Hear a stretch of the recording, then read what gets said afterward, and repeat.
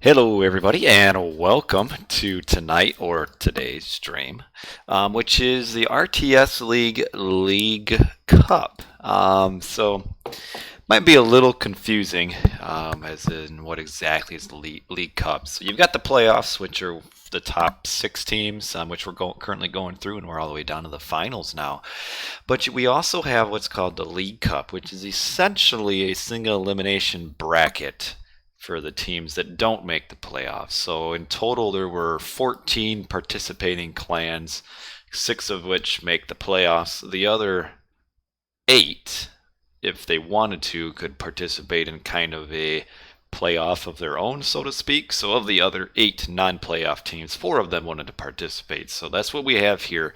So these are kind of the tier 2 or tier 3, I suppose, teams in RTS League. You know, the ones that just weren't quite good enough or weren't good enough, like, at all to make the playoffs. But we'll still watch the game. Sometimes actually watching maybe the not the best players is almost as fun as watching the good players because you see some strange things sometimes. So tonight we got two matches for you. These would technically be the semifinals of the League Cup. First is DoD versus GDM. And then the second match will be ATB versus WKTA. I've got the clans records in the bottom left corner. WKTA definitely the best of these four. They almost made the playoffs or just a couple wins out. Although ATB also was just a couple wins out as well. They lost a key series to ONU, who ended up making the playoffs. So ATB really just one series out. Otherwise, GDM and DoD a little bit further out, obviously, DoD at 1-11. They maybe struggled through the regular season, but we'll see what they can do in the League Cup. So both these matches tonight are best of three, and we will start off with DoD versus GDM. You were watching the Joe versus Hero stream of a stream. That's very awkward. So we will just get right into our game here, our match. Yeah, I think there was only one game in that I had to stream, and otherwise after that it was all back to normal. But yeah, that was a little bit awkward. So, but well, you can do what you want, but if you want to sit along with this, nope, not a hybrid cup, the League Cup. Season 30 League Cup, DoD versus GDM. And we will go into game number one. So remember, we're maybe seeing not the best players, but we'll still have some fun with this. So sometimes you got to give love to kind of the second and third rate players because why not? Maybe someday these guys will be the next experts. But what are we looking at up here is GDM on the top left on Marsh. And we've got Hazakio with Ranos. And then Platinum is Loki. And then Juanito is also Loki. And that's the GDM players. So Loki, Ranos. And then on the bottom is the DoD B team, and we've got Sky as Ranos, Libertine as Loki, and then Evil as Loki. So actually everybody's got the same gods, Loki, Aranos versus Loki, Aranos. The only difference is the Aranos is, I think, red is Aranos, and then purple is Aranos. So on Marsh, Loki, Aranos, this will be most likely a very aggressive game, something that maybe a game that depending on what happens could maybe be over quick. I could see maybe one of these teams maybe doing like an all-out rush, which would either result in a quick win or a quick loss. You never know. Libertine used Spy. Okay, used Spy on Juanito's old Sark here. About the players a little bit, you probably generally won't really hear a whole lot about these players, just because obviously they're not the top of the line. GDM has been playing for a long time. They've been in RTS League for years, like probably close to like since 2010 or so. They've been around for a long time. So these players, they're pretty decent. Not bad. I would say GM probably overall is better than DoD-B. And we have the other spy used over here.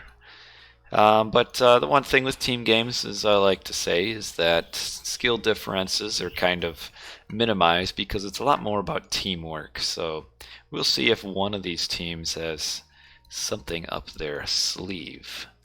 Let's take a quick look at the relics. Let's see what's going on with those. Not seeing anything too crazy. I'd like to see like the Loki relic for faster heroes. I was in Chicago last weekend, Zebji, if you're still around. Me and the family stayed a night and went to a bunch of the museums, and I was reminded why I moved away from there. Way too many people. Ooh, the Olsberg wagon. Better caravans if the game goes late. Looking at the map, there's kind of only like 3 ways across the map. You got the one here, the one right through the middle, and then the other over on the right side. Loki, Uranos. I'm trying to see if we're going to see any like forward builds. Oh, we are. So Evil is going very forward on Zakio.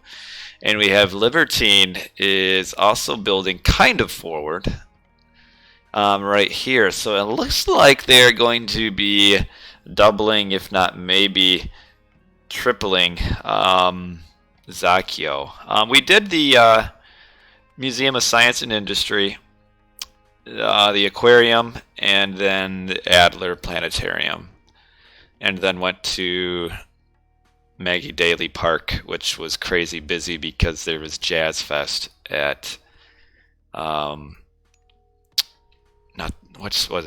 is it Grant Park, I think, had Jazz Fest, and there were just waves of people. Okay, so double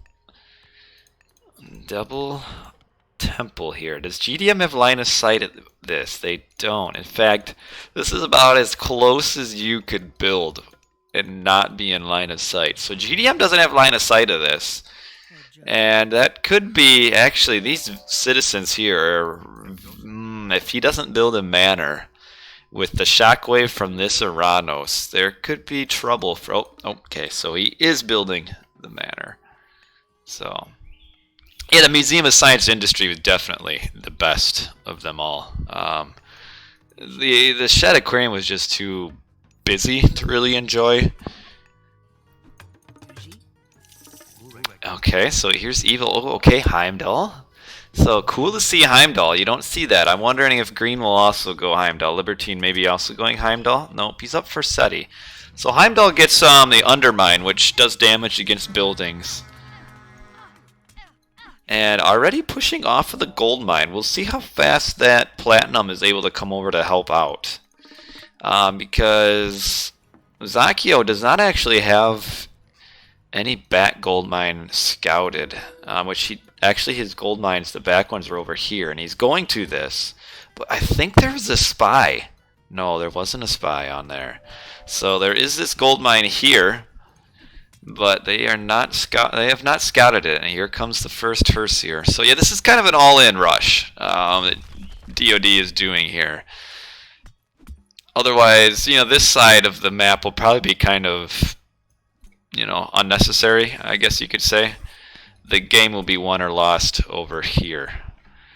You gotta watch out. So the blue should really continue to fall back here. And I'm not sure how this all-out rush is going so far. If they could find these villies over here, it would be very, very good. But this is sometimes what you get in your downfall when you do an all-out rush, is like you just want to get the town center down. And sometimes you forget about like checking the corners and making sure the villies are all there. And we actually have Juanitos over here as well. So we'll see what happens, because technically now there's 3 GDM and only 2 DoD over here. And with Sky kind of going towards Platinum, who is pushed into his base, but Sky should really be coming over here to help out. But here's a big fight here. So far numbers are pretty even, actually. A lot of myth units being spawned. Juanito only did send a few Hersier over. So we actually, yeah, it's pretty even so far, but eventually I would think that GDM would push back. Just because they just have a little bit more numbers overall, and in fact we only see Liberty only has 3 units now. Yeah, getting some damage in on Juanito's base, but yeah, once Liberty, if this forward build dies, it's kind of the end of the rush. Which that is what's happening. Really, I think that Sky should have come over here to help out a little bit more. Maybe send like maybe the first pack in, but he is doing some damage on Juanito though, whose economy now is kind of gone, but we also have this forward base is also going to be kind of gone. So it depends. I don't know, the damage done to the economy probably isn't the same as the damage done here. Because this is a ton of resources that'll be lost. I mean, what is it? Almost 200 resources for a temple.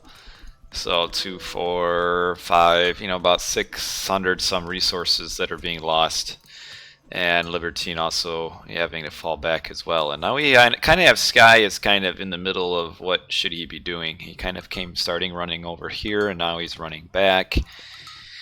He still has one. Oh, okay, Juanito is leaving his base and getting trees here. The weakness of Loki.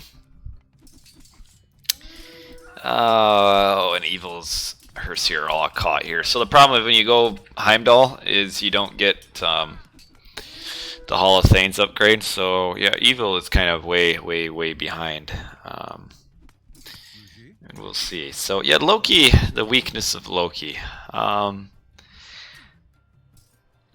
It's more of just the kind of the fragility of his economy, in that you can't really afford to take losses.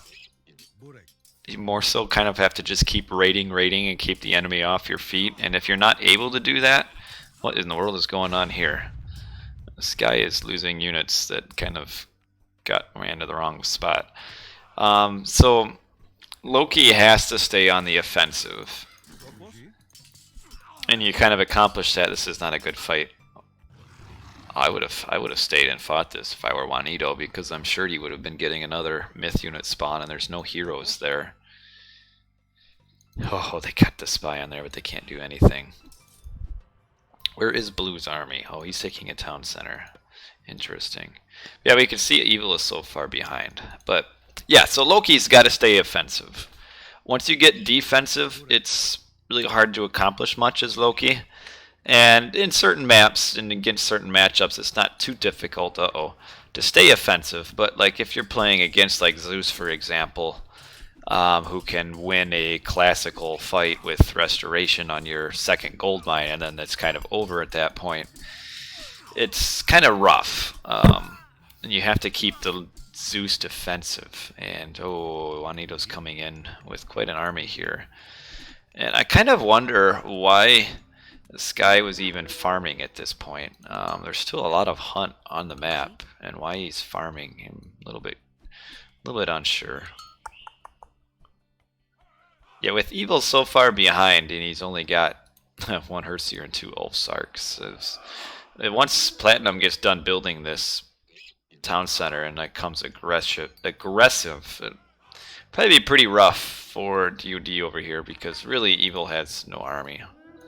And oh, Sky, gotta watch your villies. Okay, maybe just lose. Oh, okay, didn't lose any. But yeah, Loki's fun to play in 1v1, but oh, GDM. Oh, he did not come over here. Oh man, he could have really got all those. But he's up with Braggy. He uses flaming weapons, so he could probably kill this town center here, which he might not need to. That's a ton of Valks. He must have been spawning Valks like crazy. Nice little raid on the back here. Got the manor. Yeah, probably won't even need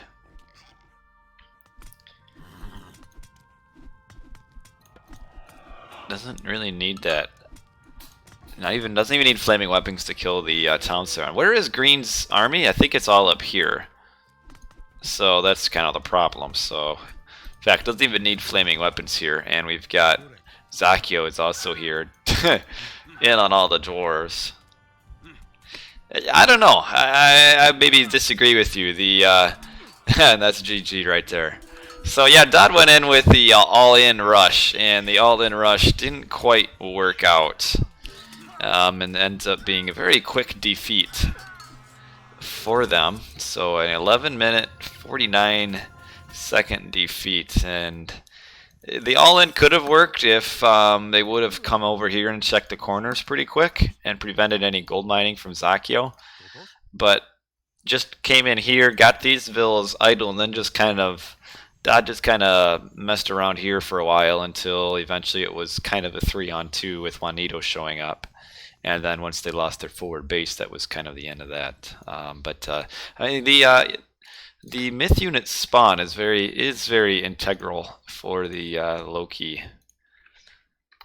competitiveness.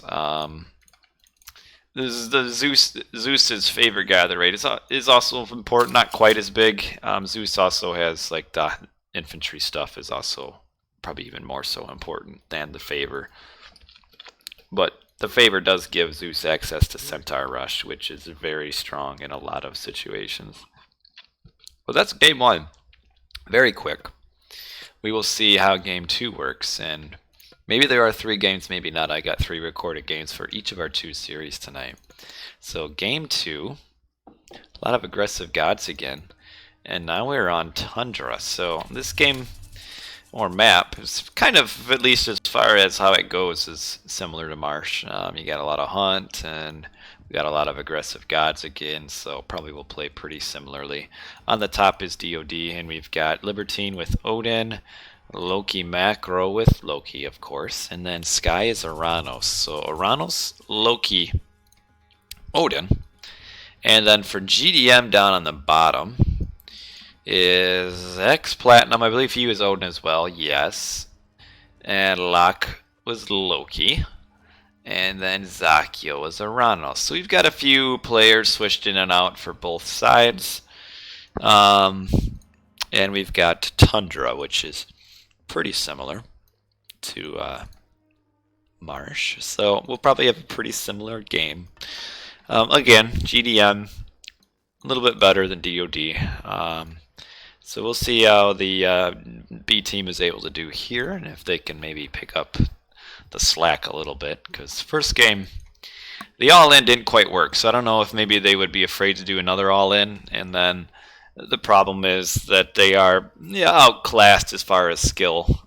So if they don't do all-in and they play more normally, it'll be tough for them to win, because GDM, obviously they didn't make the playoffs, but they've got good teamwork and their players are pretty solid.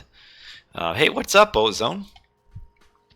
You've showed up for game 2 of DoD B versus GDM, and then after this we've got ATB versus WKT for the League Cup.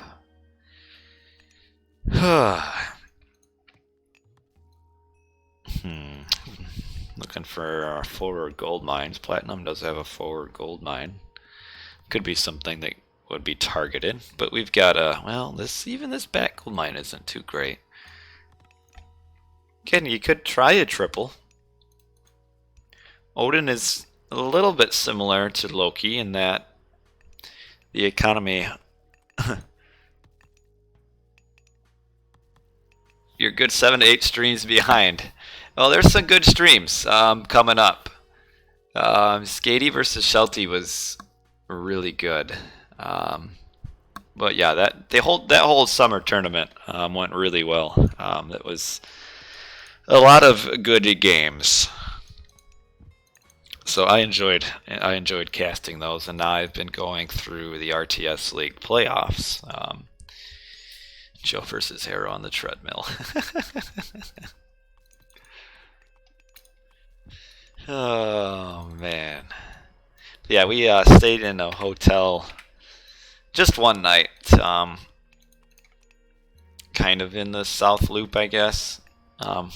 which was kind of cool, but I don't know. Going with a 4-year-old and a 9-month-old roaming around Chicago, it was a bit adventurous at times, but it went okay. Probably wouldn't do it again, at least not anytime soon, but you never know. And okay, you gotta... Alright, so he's going to this goat because he doesn't want to slow down his age up time. Yeah, now he's got enough. So you'll age up once this one is done, and then once this goat is done, you'll probably move to some more hunt. Okay, yeah, here he goes going forward, and this filly will end up going to probably wood. This is a very forward hunt, though. Potentially could be punished by DoD. Platinum still hunting. He had great hunt, which is why he's still able to hunt from here. Yeah, there wasn't too much going on at night, but we went. Yeah, we were just there. We got to Chicago 10:30 in the morning, and then stayed overnight, and then left the next day around 4:30. The hotel was it was nice, but kind of annoyed that there wasn't any continental breakfast or anything. Like, I'm paying $200 some for a hotel, and you're telling me I can't even get free breakfast? Intelligentsia coffee? See, I don't drink coffee, so that doesn't do much for me. But Lock is up for Seti, Zakio, and Sky up. Prometheus, Libertine up. Freya. Yeah, no forward builds this game, so we'll see what happens here. Platinum is walling up the corners, and we have a... So what they try to do there is you cast Forest Fire, then you can Shockwave the Vills into the trees and kill them. Unfortunately, Sky's Shockwave wasn't quite where it needed to be, and the Vills didn't go the right way. You can't guide where it goes, so like if I were to cast Shockwave right here in the middle, these Vills would go this way, and that guy would bounce this way. So you just gotta aim your Shockwave right. You know, you put it right here, and they all kind of go away from the Shockwave. Okay, that Forest Fire doesn't do much. Created by Sparks. I don't know if you could say it was created by Sparks. It's probably stuff like that's been going on for a while. But if we want to, we could say yes, it was created by Sparks. Ooh, might pick off this Vil though. Yeah, and there is another couple half-hurt Villies with these Hersier, like just right around the corner too. So nice to at least pick off a Villy.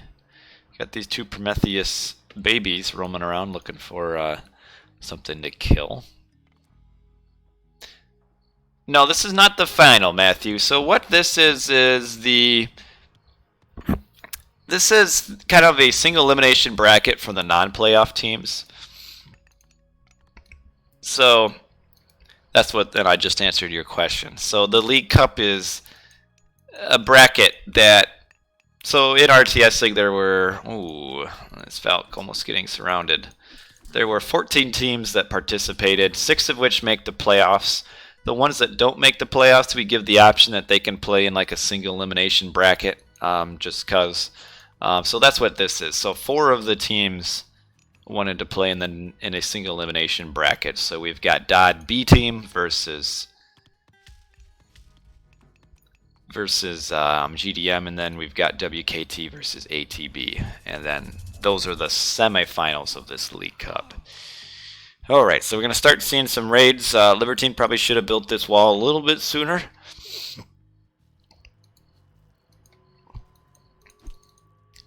And you got one Villy getting picked off, and maybe at the cost of one little Sark, or maybe none at all, so, you know, that's worth it. And we've also got purple here. Could maybe get a surround in on these. The Hersier will be faster than the Sarks. It depends on how much effort Loki Macro wants to put into this. And we've also got Locke here, is playing around. Now these Villies are having to run forward because of the Hersier back here. Now they're running back, and the Hersier trying to pick off the Villies. They're not. Yeah, you always want to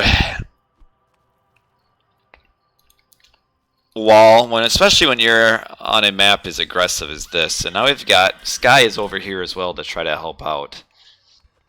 Because the fact that he didn't get all this walling is kind of creating this mayhem over here.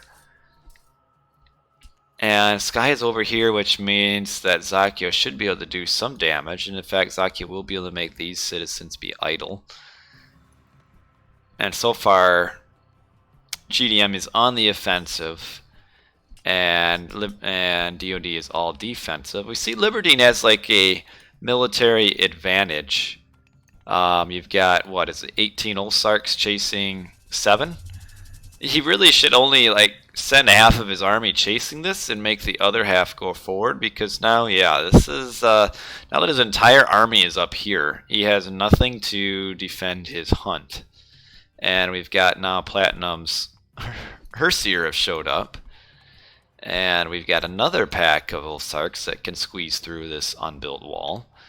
And now Libertine realizes, yeah, I probably shouldn't have had all of my army chasing this one pack. And it looks like, okay, it does have the movement speed and movement speed as well.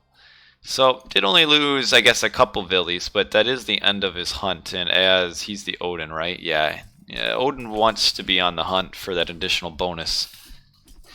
And he's also only got unupgraded Ulfsark, so this fight will be won by Platinum.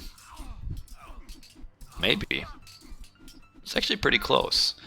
There were more for Libertine, but yeah, I guess he does end up winning. Libertine had more units. Bought a new gaming laptop. A noise that half the players play without patch and half play with on EE. Yeah, I mean, soon it'll be forced on everybody. Now these Olsarks are pretty slow, so these, or not these Olsarks, these Herseers, so should be able to pick them off. But, yeah, we've still got, ooh, 3 citizens dead over here. I just missed them dying. I'm wondering if Zakio probably just used a, nope, he didn't even use a shockwave. So I'm kind of surprised that these 3 citizens died, considering there was a manor right here. Maybe Sky wasn't quite paying enough attention, but we did miss that raid, but we see the after effects, and I do enjoy hearing the sound of the dying citizen, but I guess we will not get it. Oh, but a nice little counter raid down here. Gets Oxcart and just 1 Villy. Would have been nice to get a couple more, but these Villies are running away from the base, and there is no Oxcart over here, so kind of useless. Platinum's got a second town center. Anybody aging up. Zakio getting plow. So Zakio still hunting, but is also getting plow. And does he have other eco upgrades? So he does have the harmonious necklace as well. That is the danger of like hunting on this kind of a map, is that yes, the hunt lasts for days, but if you get forward and you get caught out of position, you can lose your hunt, and then that's kind of it. Like these villies here without a wall to run back through are very, very precariously perched. So this is why even if you don't wall off the whole map, if you just put a wall from like here to here, if you get raided here, you can kind of safely run through and not lose your units. Kind of the tactical safe wall as opposed to walling off the entire map. So Libertine is scouting these gold miners here, but he just does not have enough units. He's actually kind of attracting 2 armies for now, which is pretty cool. Yeah, they do have, DoD does have line of sight of this pack of Herseer here. But DoD is falling behind the town centers, and we do see Libertine is grabbing one now. But Zakio's been at 2 for a while, and Sky is only at 1. I mean, probably some of that is losing his 3 citizens there. And okay, so all of the armies ran away, I guess, chasing these Olsarks, which is kind of enabling this double on these dwarves here. So that's a pretty good little raid, and a lot of low hit point dwarves. Could pinch these rest of these little guys off.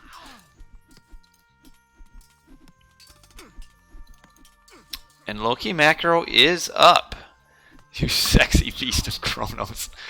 And where did Blue's army go? They're all up here. And where is Yellow's army? Okay, here they come. Kind of a little bit late. But yeah, this is a solid raid. Ended up picking off quite a few units. The problem, though, is that Sky is still at one town center. And will be falling further and further behind. Hey, what's up, Implication? And this fight here, what do we got? Not a good fight for DoD. Sky is Sky is like retreating all of his army while Loki Macro is losing his. And Loki Macro could have used flaming weapons for that fight, and he didn't. And now that he hasn't used flaming weapons, he kind of has no army. And he also is trying to grab this town center, but he can't. First time, yeah, you have been gone for a little bit, Mr. Red Van. A lot of units here for Libertine, but he is down now 3-2 town centers. Yes, you can just watch them on YouTube. And I had another big watcher of my videos was Zebchi was in here earlier. I don't know if he still is. Oh wow, it got like every single Ulsark. So a lot of extra damage on these Ulsies here. But they're fast enough they can retreat without taking too much damage. And poor Loki Macro cannot grab his forward town center. Probably in retrospect maybe should have gone to his back one. And he's in a bit of a problem now where because he fought this battle here and lost his army, he now has nothing that he can cast flaming weapons on. And that's kind of always the cringe moment when you're watching Loki is, oh, you are still here, is when you have flaming weapons but you don't use it for a fight and then you lose your army and then you kind of like run out of your opportunities to use flaming weapons. That happens to me quite a bit. And right now that's kind of happened to Loki Macro. Because actually so far this game is like score-wise pretty close, but it's going to start getting out of hand because GDM is way ahead on town centers. And like this one, is this very bold to try to build this? Will he get it? I don't know. It looks like green is all busy here. Like when your pocket teammate goes AFK. That happens sometimes too.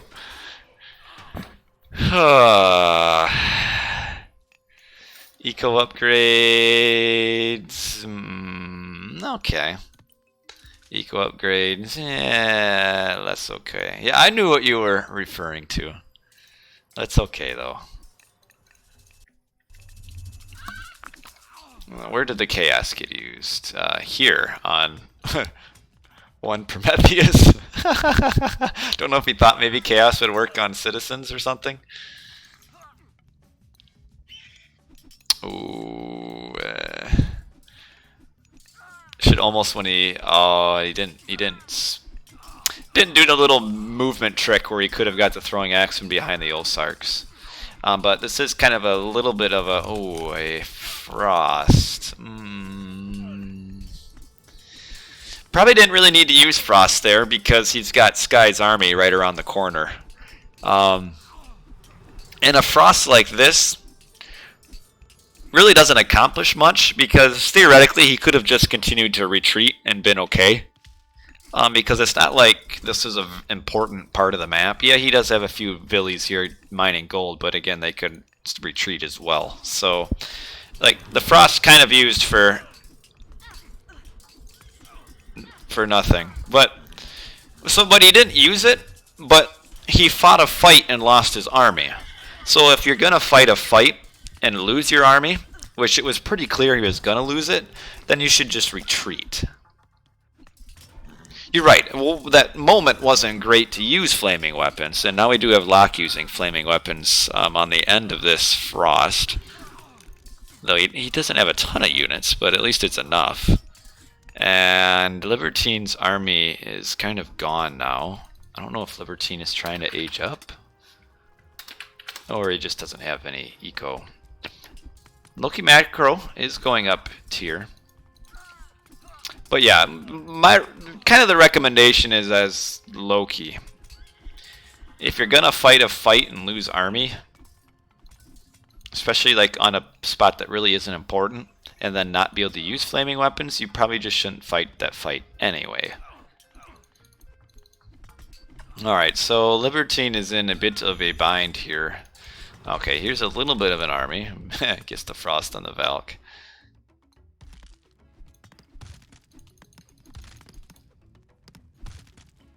You're right. What my suggestion would have been there, it was a bad fight that wasn't really gaining much. Should have just retreated rather than kind of mutually lose an army. And Libertine might have a hard time with this because he's now used frost kind of prematurely on an unimportant spot, and now is losing his town center and is trying to make farms right behind his town center. And Sky never did get that town center up and is getting raided. Well, they got the birds in defense. But yeah, that is the town center over there, and Libertine's got a ton of idle villies just in this screen alone.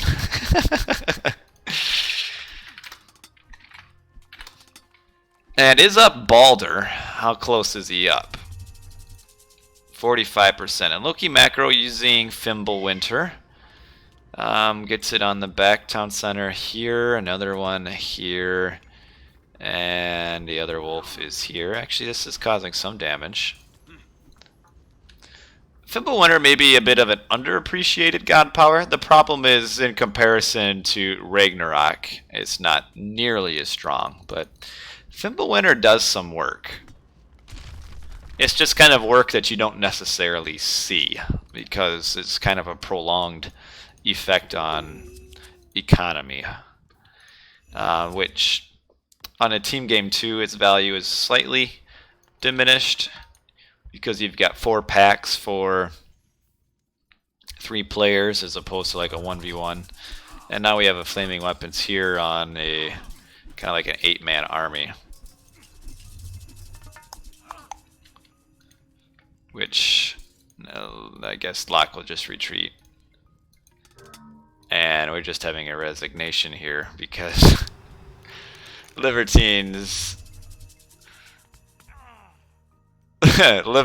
Ragnarok in comparison to Platinum's is not quite where it needs to be, so we are having DoD resign. They just were never able to get their town centers and then just fell further and further behind economically, to the point where they aren't sure they're not rolled off of the map yet, but in there all pushed into their base and don't have much going on for them. So I kind of anticipated this would be a 2-0 victory, which is why I did this series first. I feel like WKT versus ATB will be a much better series.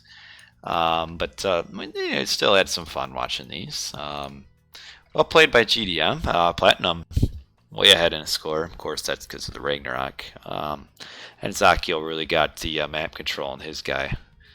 Yeah, 2 Fimbulwinters in a row. You're right. I mean, how long is one Fimbulwinter?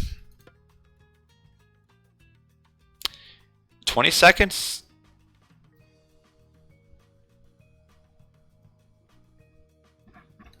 So 40 seconds is 40 seconds of no gathering, and especially in a 2v2 it's even better because that's both of your opponents are for sure getting no economy for 40 whole seconds.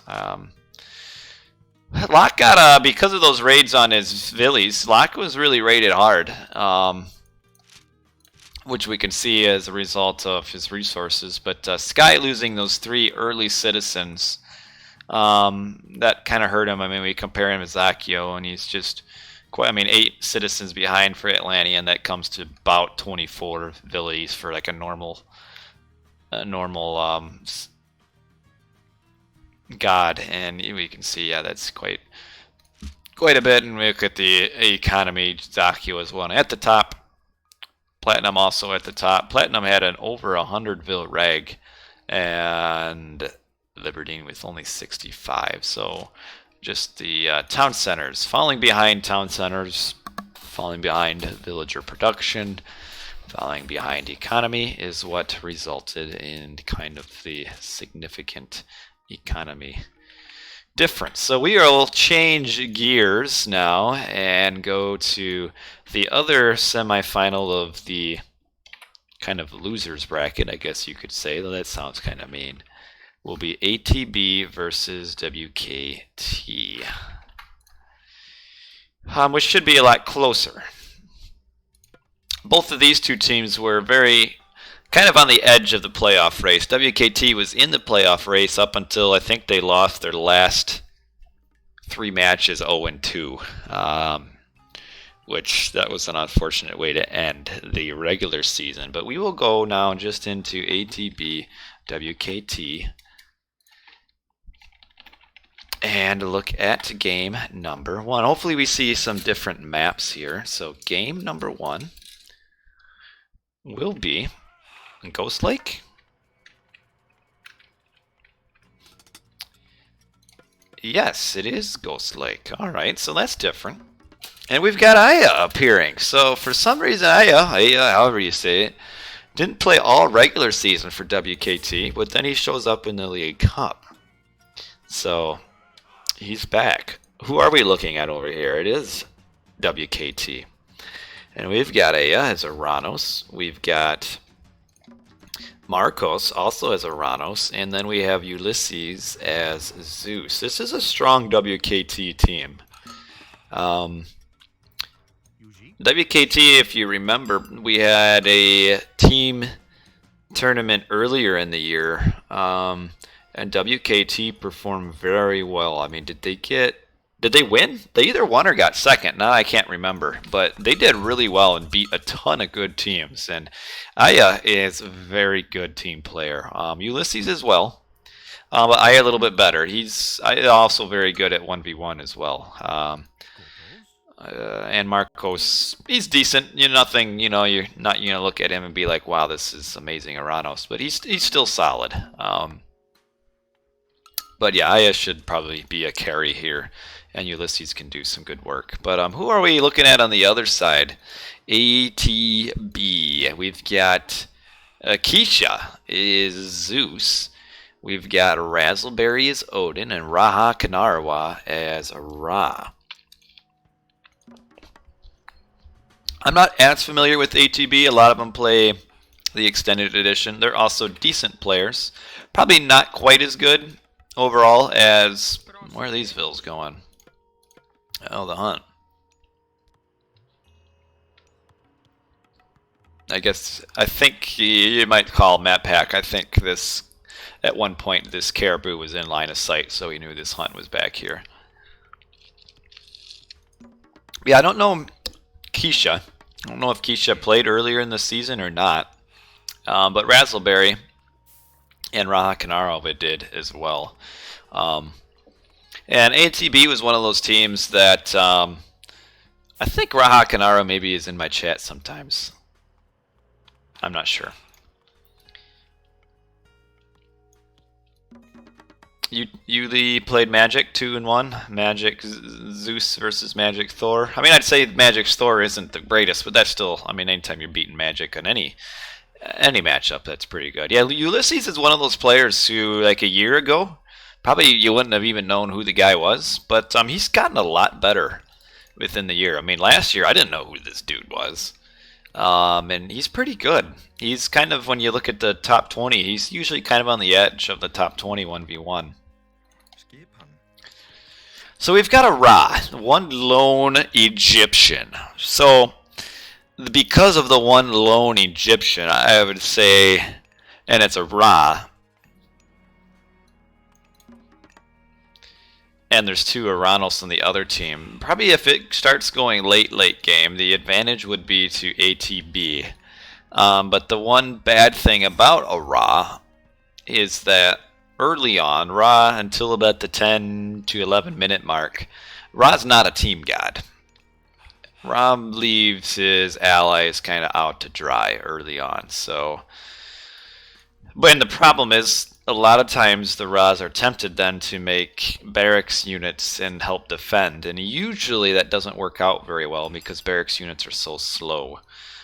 So like say the barracks units show up here to help defend, all the other team needs to do, which ATB will have a lot, or not ATB, WKT will have a lot of fast units. WKT could just switch the battlefront, and then these slow barracks units will come marching along really slowly, and the Aranos, Term, and Murmillo will end up being way ahead. So Raha Kanarawa should just do a 2-town center fast heroic, and then just hope that his teammates are competent enough to not get caught out and lose early villies, because if they can withstand the early game without losing a whole lot, your late game Ra should be able to carry. Now where is this priest going?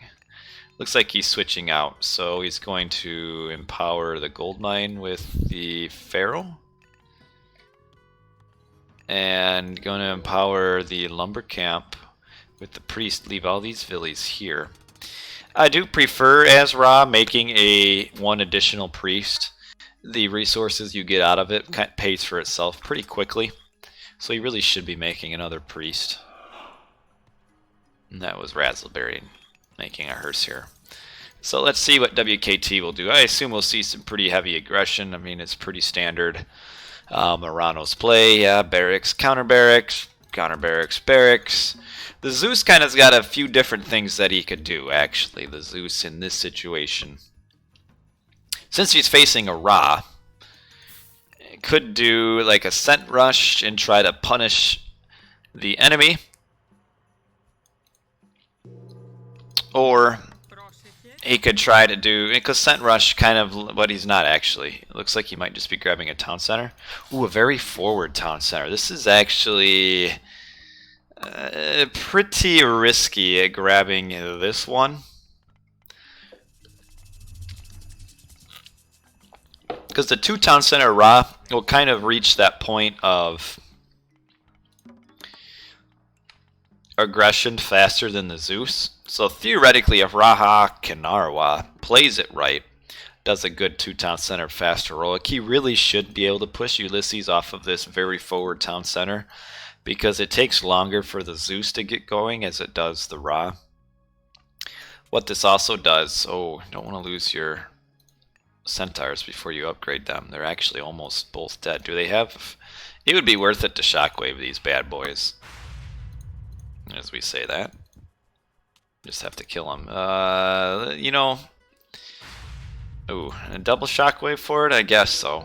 I mean, that is a ton of potential damage negated right there. But probably could have killed both of these with one shockwave. I mean, he kind of... This one centaur was almost all dead anyway. And he sent all of his heroes in on that. And... Give me 1 second. I hear my baby crying, so I will give her the problem-solving pacifier. So let me pause this quick.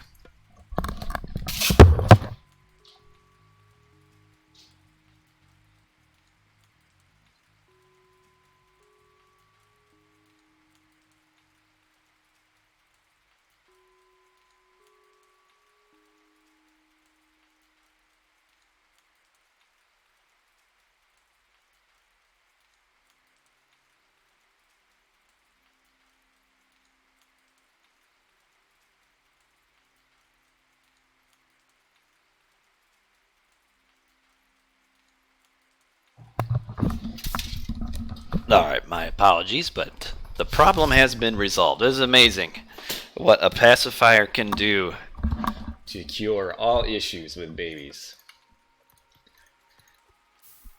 Trying to wean her off of the pacifier, so when she falls asleep we kind of take it away from her, but then if she wakes up in the middle of the night and realizes she doesn't have it anymore, it gets kind of grumpy. Dirty trick, Mom.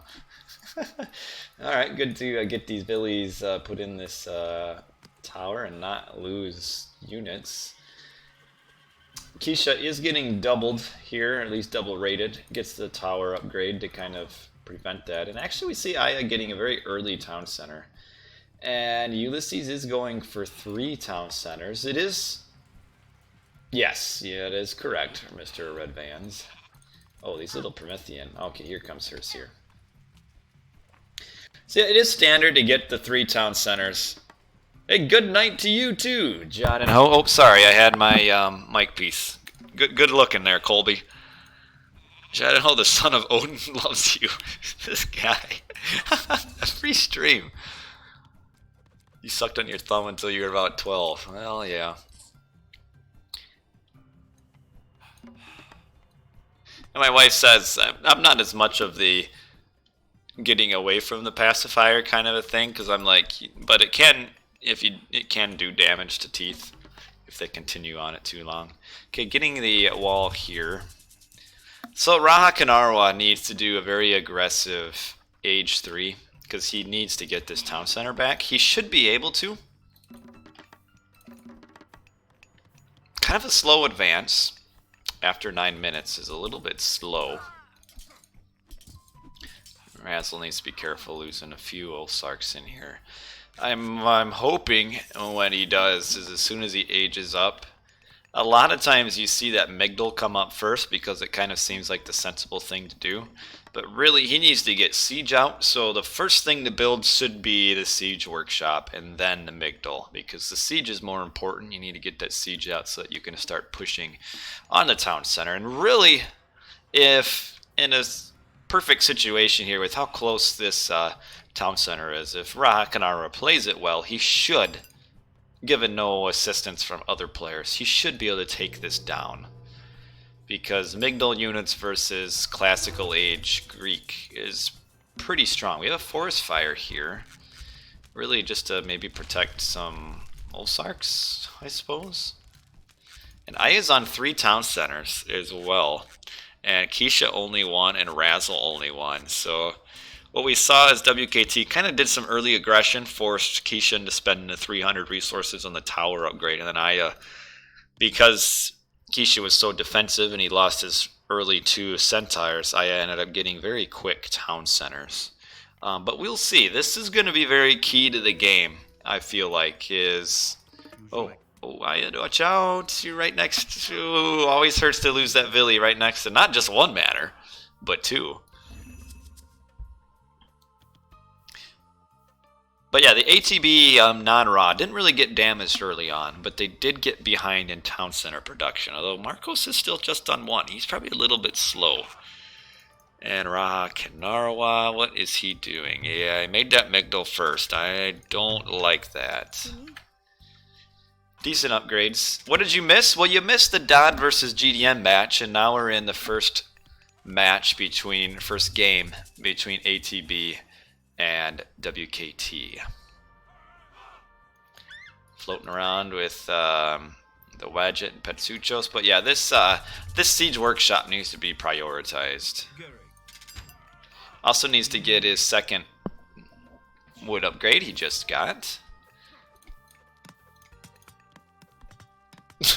Croydon Corsage in here with the normal commentary. Okay.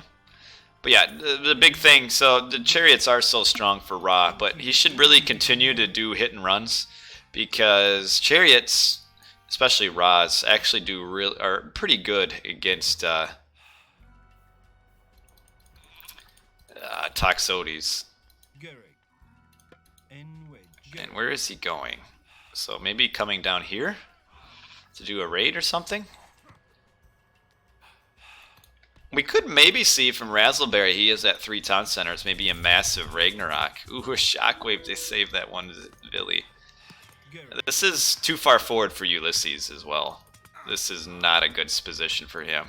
Properly microed the chariots. So what he should really do is whatever chariot's getting targeted, just run it. Which he's kind of doing there. And then now you repeat it again. Whatever chariot is being targeted, you run. And the Toxotes would all get smashed. But I'm not sure what this aggression is on this Migdal. This is very... I mean, he's fighting under Migdal and Tower. And losing a lot of army. But this Siege Workshop needs to get put up. And Keisha is really getting pressured here on the front. But we've got a nice surround here from these Olsarks in the back end. And this is nice positioning for ATB. Okay. We'll do some damage. The problem is the Uranos units are so fast that they can kind of run out without getting in too much trouble. But that ended up actually pretty good for ATB. Yeah, medium hop first. Yeah, he's going Hippocon Toxotes. And man, we just... Oh, where's this raid? Ooh, we didn't see this, but I don't think Ulysses saw this either, because we got 1, 2, 3, 4, 5, 6 at least citizen or villies that were killed by the Petsuchos / Wadjet, and now we finally have our first siege unit, and gotta do the hit and runs. They outrange Toxotes, so you can like pick off a Toxote, retreat, and then because of the speed, Chariot shouldn't be taking damage. In fact, retreat a little bit further. There he goes. Oh, these villies are coming up to try to get this town center, I think. Needs to keep these chariots back, though. I'm trying to move them for him. Got a big fight down here. ATB taking the score lead, but maybe not the best of fights here. Oh, I don't think he noticed. Oh, I got Odysseus here to show up and do some work. WKT is up. Okay. Yeah, the raw heroic age with the chariots really rewards good micro because of the speed that chariots have at 5.5. They can evade any sort of arrow fire. What happened in this game? Well, we're just starting, man. We're only 13 minutes in. And so far it's close. WKT has the advantage because they got their town centers first. And we've got 3-3-3 for all of WKT and 2-2-3 for ATB. And currently ATB, this town center that is theirs, is kind of out of reach. And this town center, which is Rahak and Arwaz, is also out of reach. But now he is up Mythic. And Ulysses will be upping soon. He's got almost the resources.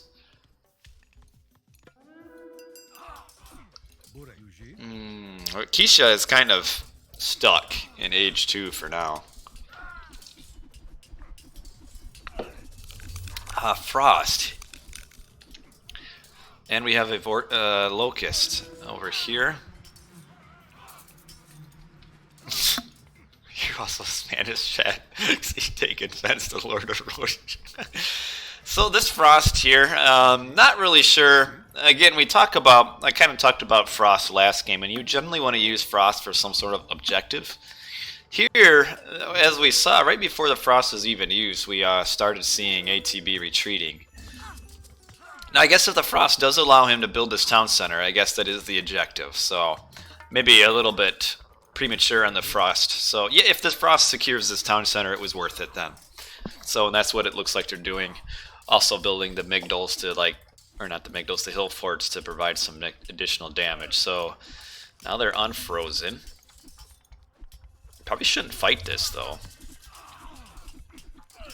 Chaos was used, did not get the Frost Giant, got the Valkyrie instead. Yeah, WKT should not be fighting this. This is a rough place for them to fight. Now we have the strong Mythic push. And Ulysses... Oh, I can't do that. There's no thing. Ulysses is behind. He can't kind of afford to lose this. Where did the catapult go? Only one siege unit. That kind of hurts. But he can absolutely massacre this army. Ra and Arawat can. But he needs more than one catapult. And Keisha did get this town center. And what we do have is kind of the X factor. Is there are two Uranos. And Uranos really struggles against Ragnarok. And we've got Razzleberry as Odin. He will have a Ragnarok eventually, but we also have an Underworld yet from Ulysses. He needs to get his building upgrades, which he's got one. Son of Osiris, being what Son of Osiris does. But just one catapult hurts. And a ceasefire. This was a very early ceasefire. Like, there was really no kill pressure yet. No, he hasn't upgraded his siege. This is still unupgraded. Like, why would you use ceasefire when you only have one catapult that's sieging your base? And I don't think there's any reason to use it down here, like for anything over here at all. So it's kind of an early ceasefire, because really you could repair this fortress as fast as one siege unit would kill it. We got this Colossus roaming in. If he gets walled off here. Finish the wall. There's one more segment you need. Right down here. Get it, get it, get it, get it, get it! Oh, not in time. If he puts a gate here, though, the mummy could probably just wander through and get that. Oh, should have got it. You watched it later. Well, that's good. Tartarian gate for Aya. And we've got a lot. Razzle is still age 3. Marcos and Keisha are all age 3. So, okay. Right in the middle of the trade route. So this will have to be dealt with. I like the wall upgrade. Wall upgrade is very strong. And Keisha using ceasefire here? This ceasefire is probably really making Raha Kanarwa mad. And again, I'm not sure if he needed to quite use it yet.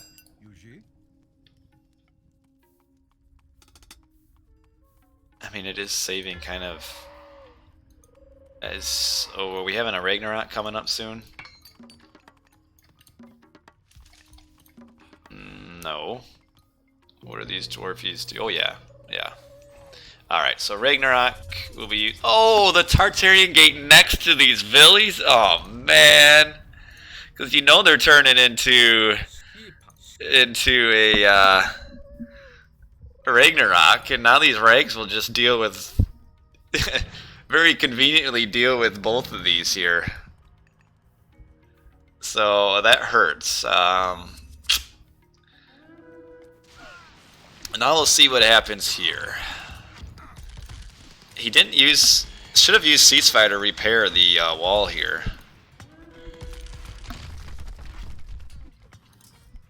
Well, we've got the Reg. This is kind of the X factor. What kind of armory upgrades we got? Second line, so that's okay. That's as good as he could have, given he just aged up. But yeah, these two Tartarian gates are promptly dealt with by the Ragnarok. And Raha Kanarwa, even though he has the score lead, he's got no population, so he can't hold this. And needs to build up towers. Raha Kanarwa probably has a decent eco. Yeah, he does have a really good economy. Getting his armory upgrades. Getting on that Colossus with the mummy. Yep, there we go. Alright, so we got the Reg coming in. Chaos used down here. It's really not where you want to fight the Reg, though, because they'll just all die here. Look at all the Arcus and crap. The Reg wants to come forward and block stuff off. It really shouldn't even be here either. The Reg should all be going to Marcos. Or a lot of it should be. Like this here, and even this aggression here. You really don't want that. Yeah, you're right. Was slow to kind of accomplish stuff. Realistically, the Ra should have been able to kill this town center. Okay, so I guess the Reg is just coming through here. I mean, generally you kind of want your Reg to attack kind of the weakest point in the map. And this is kind of the strongest point, in a way, for ATB to attack. So I don't know why he wouldn't just come in here and split the trade route and take this town center and stuff. But he's not. I mean, they will push through here, but your goal with the Reg is to take town centers and map control. Do I know Kenny? I actually don't know Kenny. And Osiris here is... Because, yeah, so, sure, Reg is winning you this fight, but you're just beating Reg is just killing a forward base.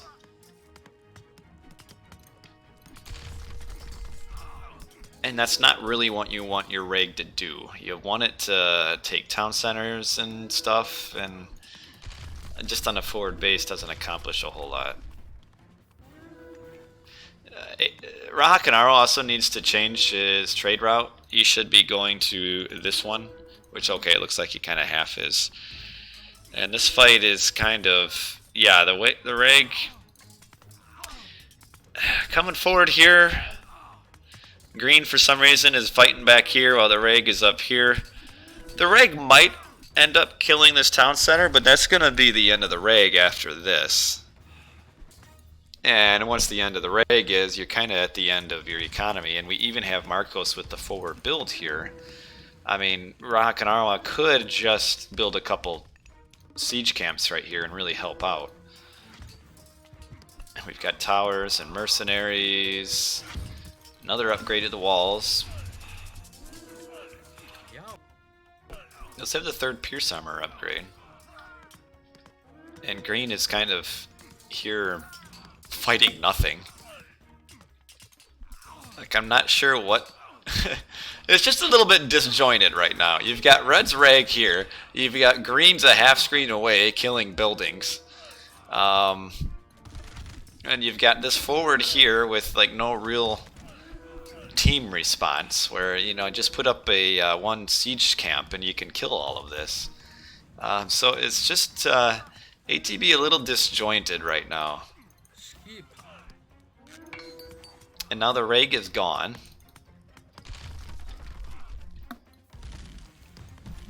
It's getting some fire giants on the back end. The one thing that Reg does get you is kind of infinite favor, as long as you have a trade route ahead of time, which he does.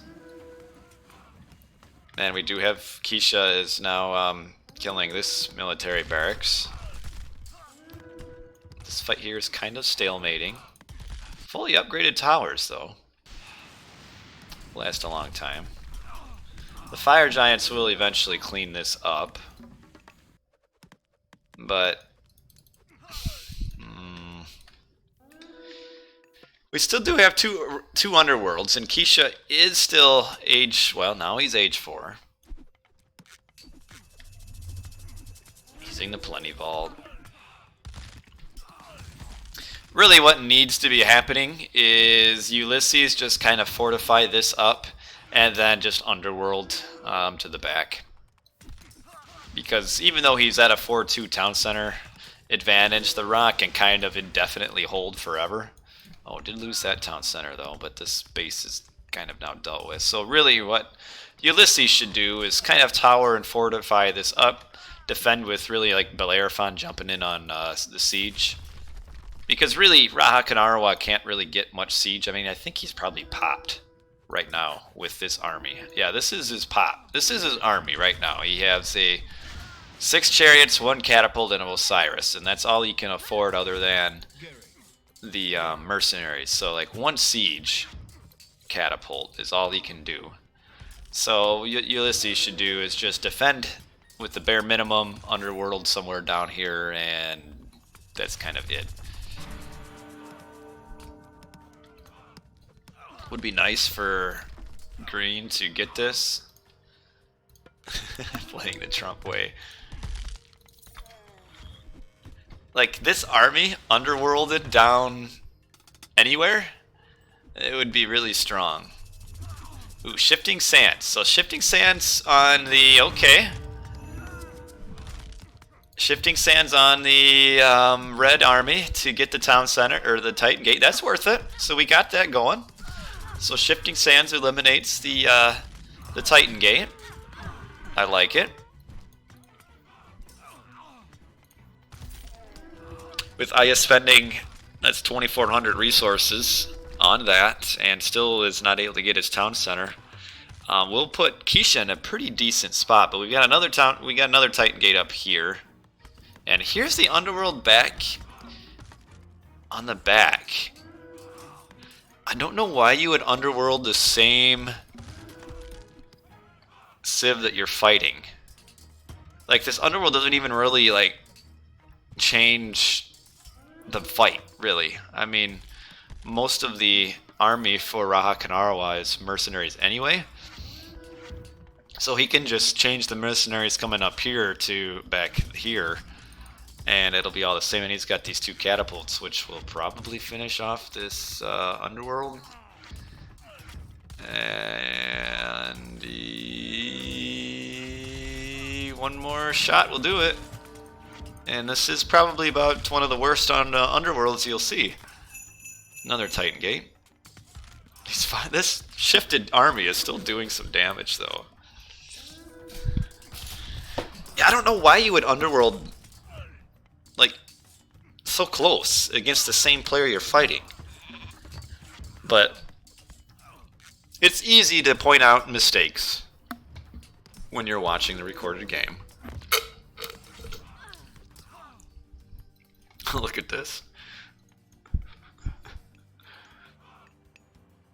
Red should really be trying to do some back builds and stuff. That's kind of the goal of late game Norse. Keisha is up 4 town centers.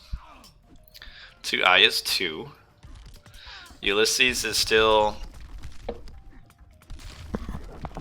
Hey, Louis. Hello.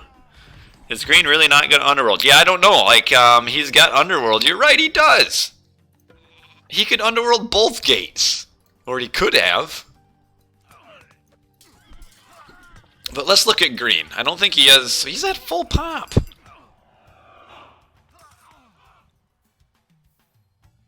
And half his army is right here doing... Look at this army. Like, if he would have underworlded, yeah, he could have definitely at least killed this one and probably even that one as well. But instead he's just, like, using his entire army to defend here. And there's a lot of defense to push through here. Now, maybe he's waiting for this Titan to move out of the way. And then he's going to underworld, like, coming up as soon as he defends this. Which, again, the same kind of concept appears up here with how defended this is. What Keisha should do is build towers, get this defended, defend with the bare minimum, underworld all of this here. He has the lowest score, probably because he hasn't killed a whole lot. Yeah, this fight is just going forever. Ooh, big push up here, though. Razzleberry playing really well. After the kind of the useless Ragnarok, or semi-useless. Alright, here's our first Titan Gate for blue. Oh, look at this little build here. This will make you mad. Oh, man. This won't kill the Titan Gate, but these fire giants will live forever. So annoying and tough to deal with. Oh man, look, there's even another army here. Get forward, buddy. Get forward, get forward. This could really decimate the thing here. For the league, what happened to UCA clan? This is not the playoffs. This is the League Cup, which is like a bracket for the non-playoff teams. So UCA was not in this because they made the playoffs. A lot of citizens dying here. Looks like music to my ears. But now we've got Purple's Titan in on here. And Raha Kanarawa still has that Titan Gate to use, but where can he use it? And Keisha, despite being up 4-2 town centers, can't really... Oh man, no, this is decimation here. Groided Cordage. I mean, look how many citizens he's got. Or how few. Like, rather than kill the Titan Gate, he's just killing all the citizens. He can't build the thing. This is utter decimation right here. He's now killed about 15 citizens and working on his 16th. And then the 17th right here, leaving one on the town center. But yeah, we've got this Titan over here causing some problems.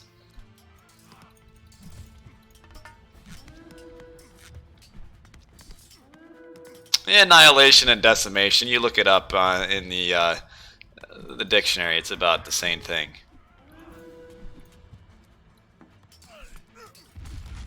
They're synonyms. Okay, so that will damage Marcos quite a bit. If Green could ever get his act together and realize that there's no point in attacking here and use, like, Underworld here?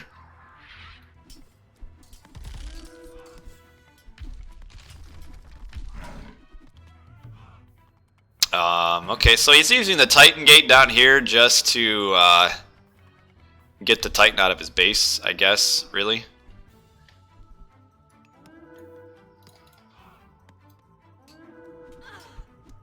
Well, what the Norse needs to be doing is at least have some form of forward build. I mean, his army is coming from back here.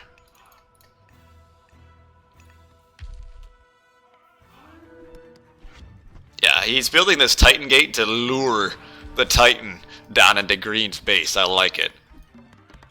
In the meantime, we'll be able to settle up here. But, yeah. Man, why? What? This is boggling my mind. Why are you trying to push through this? When all you have to do is build like 4 towers and you could defend and then Underworld to here. And then you'd win the game.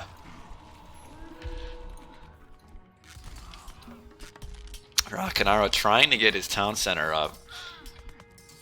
Then why is Red not like at least doing some sort of forward build? We've only got 1 citizen building on this. So the playoffs were 6-team playoffs. There were 6 teams in the actual playoffs. And we're down to the finals. This is the League Cup, which is the non-playoff teams. Kind of in their own little playoff. I know it's kind of confusing. We got this villager back here building the base here. Like, just the heavy push through this. Oh my goodness. Maybe he's forgotten that he has both the bolt and the underworld. Like, yeah, I built. Oh, he's building a wonder.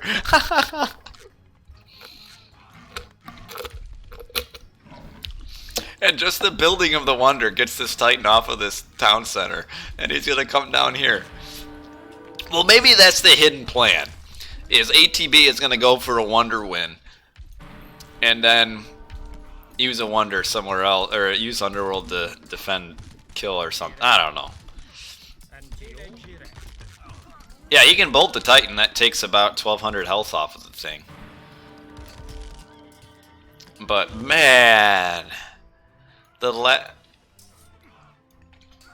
not using the Underworld. Well, we'll move on because it's clear he's not going to use it. And Rahakanarwa had no.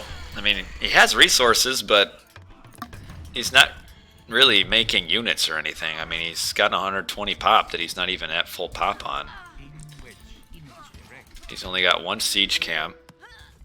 Could probably use like 3 more. Oh, here he's got some more siege camps going on. Hold on, I got something playing in the background. Let's look at this here. Look at all those Petropolis.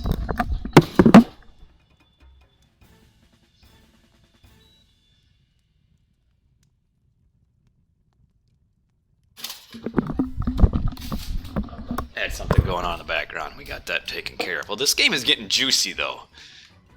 But I just want an Underworld being used. Oh man. Maybe he'll wait until it's like 95% health and then Underworld. And I still enjoy Razzleberry's lack of any sort of forward build. Like the units coming in waves across the map. Alright. You got this kind of half build here. I think he's trying to get at this town center or something, but he's really not doing anything. I don't think we're gonna get this Underworld.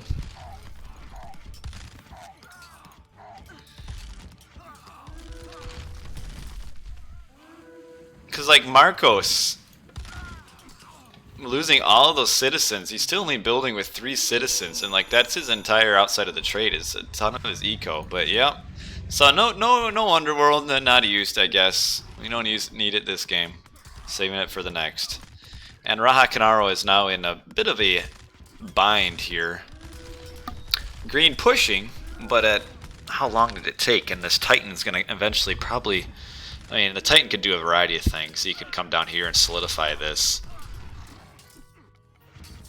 Yeah, red can't forward build at all. You're right. I mean, that's okay.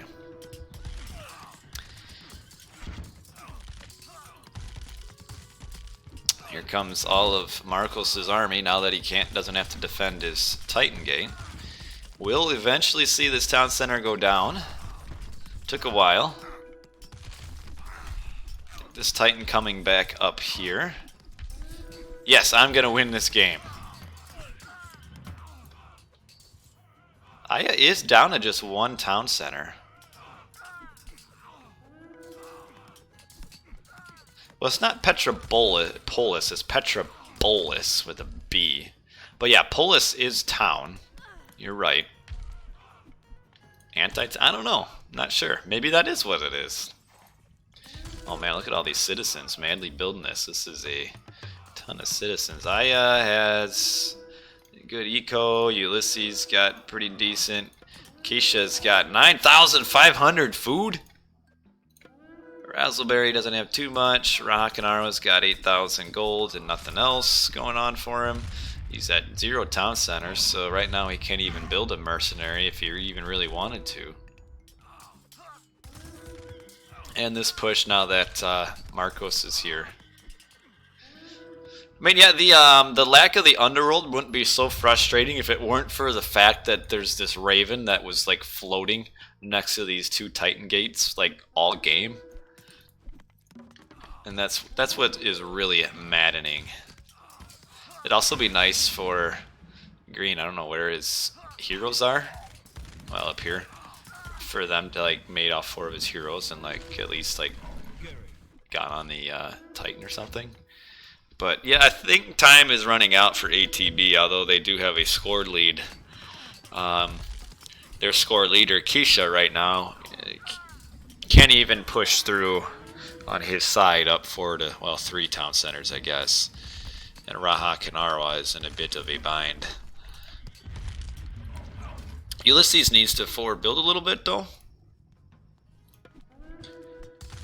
Okay, he's getting at it. We got his few towers build up here. We've got this Titan down there. Still got this push. Man,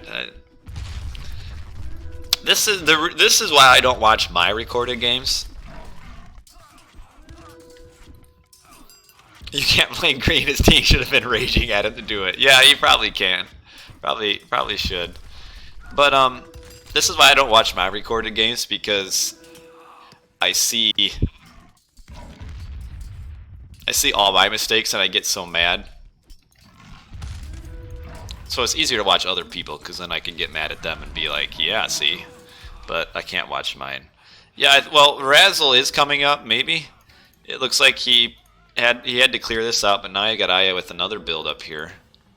And where is Razzle's army? He's at full pop. Oh, he's back up here again. Still kind of coming across the entire map with his army and no forward builds. And they do have line of sight of this. Yeah, Razzle seems to have the bad case of the no forward build. And kind of as north. He doesn't even have upgraded siege.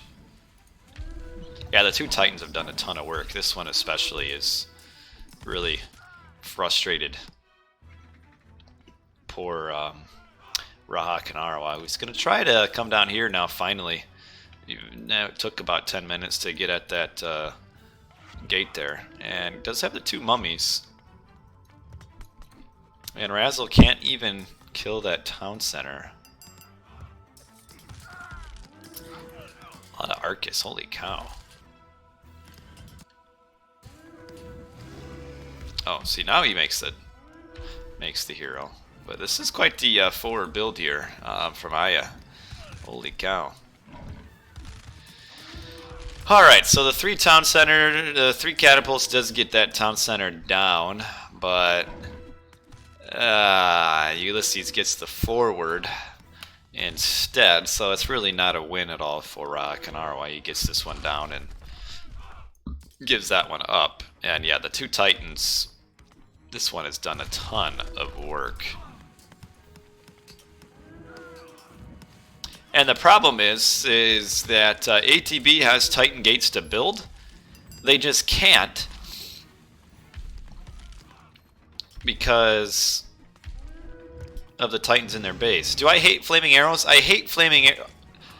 It's great for ballista because it gives them additional attack damage.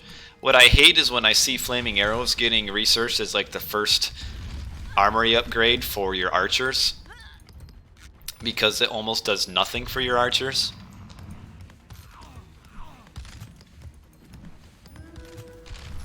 That's when I hate it. And some people, for some reason, get it, thinking, I don't know if they think it does more damage to units when your arrows are on fire. You'd think it might, but it doesn't.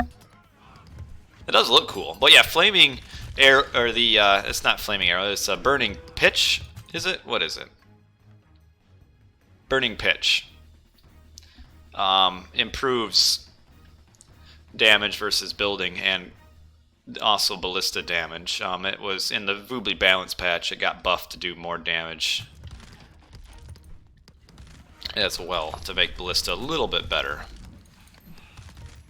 This Titan still living. So WKT probably will be able to build Titan once this one. In fact, Keisha should probably start building it pretty soon. I think these ballista will finish off this build eventually. Get that one. Will this town center go down? It's gonna be close. It looks like it will. Yeah, this last shot. Got it. The last shot.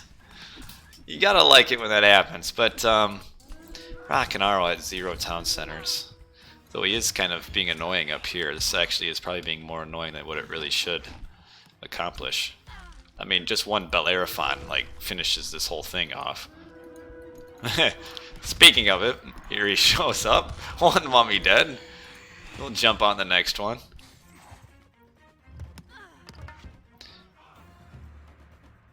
You never get it because you play Loki and Masters here. Yeah, you don't need it at that point.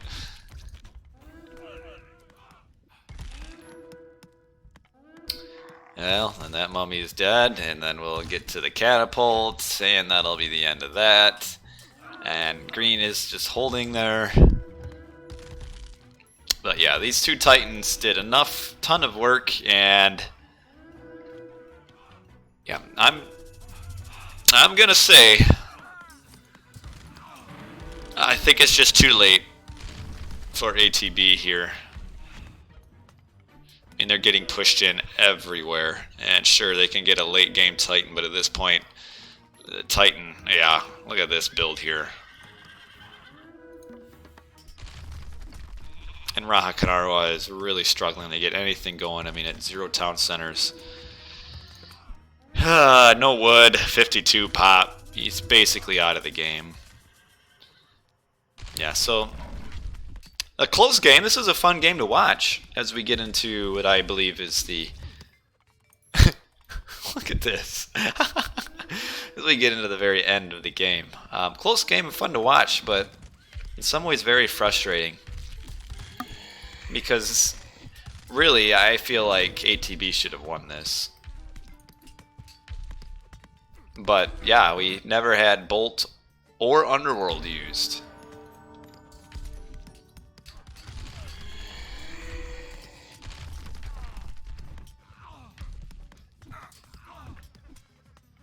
No Bolt, no Underworld. Couple Titan gates coming in, but I don't know, it's so late. Finally, the Titan is dead. It's been roaming around for like 10-15 minutes. We've got Ulysses taking this town center. The trade route has been completely cut off. So, it's just too late. Game kept crashing. Well,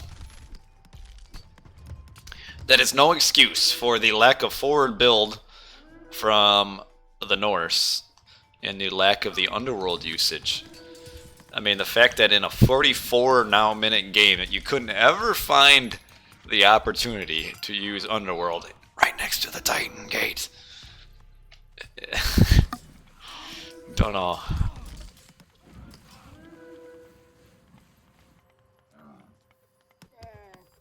Yeah, just because they could have prevented this first Titan gate too. It could have prevented both Titans, and the Titan is what really screwed this corner off. The Titan up here really ruined Rock and Arwa, who now has his town center, but now has no trade route because of the towers here, and we have a Titan that is built down on the bottom. This is a long game though, 44 minutes. Holy cow! I hope the other games aren't this long. You're right. You're with me, Mr. Khan. Any donkey dying is so great.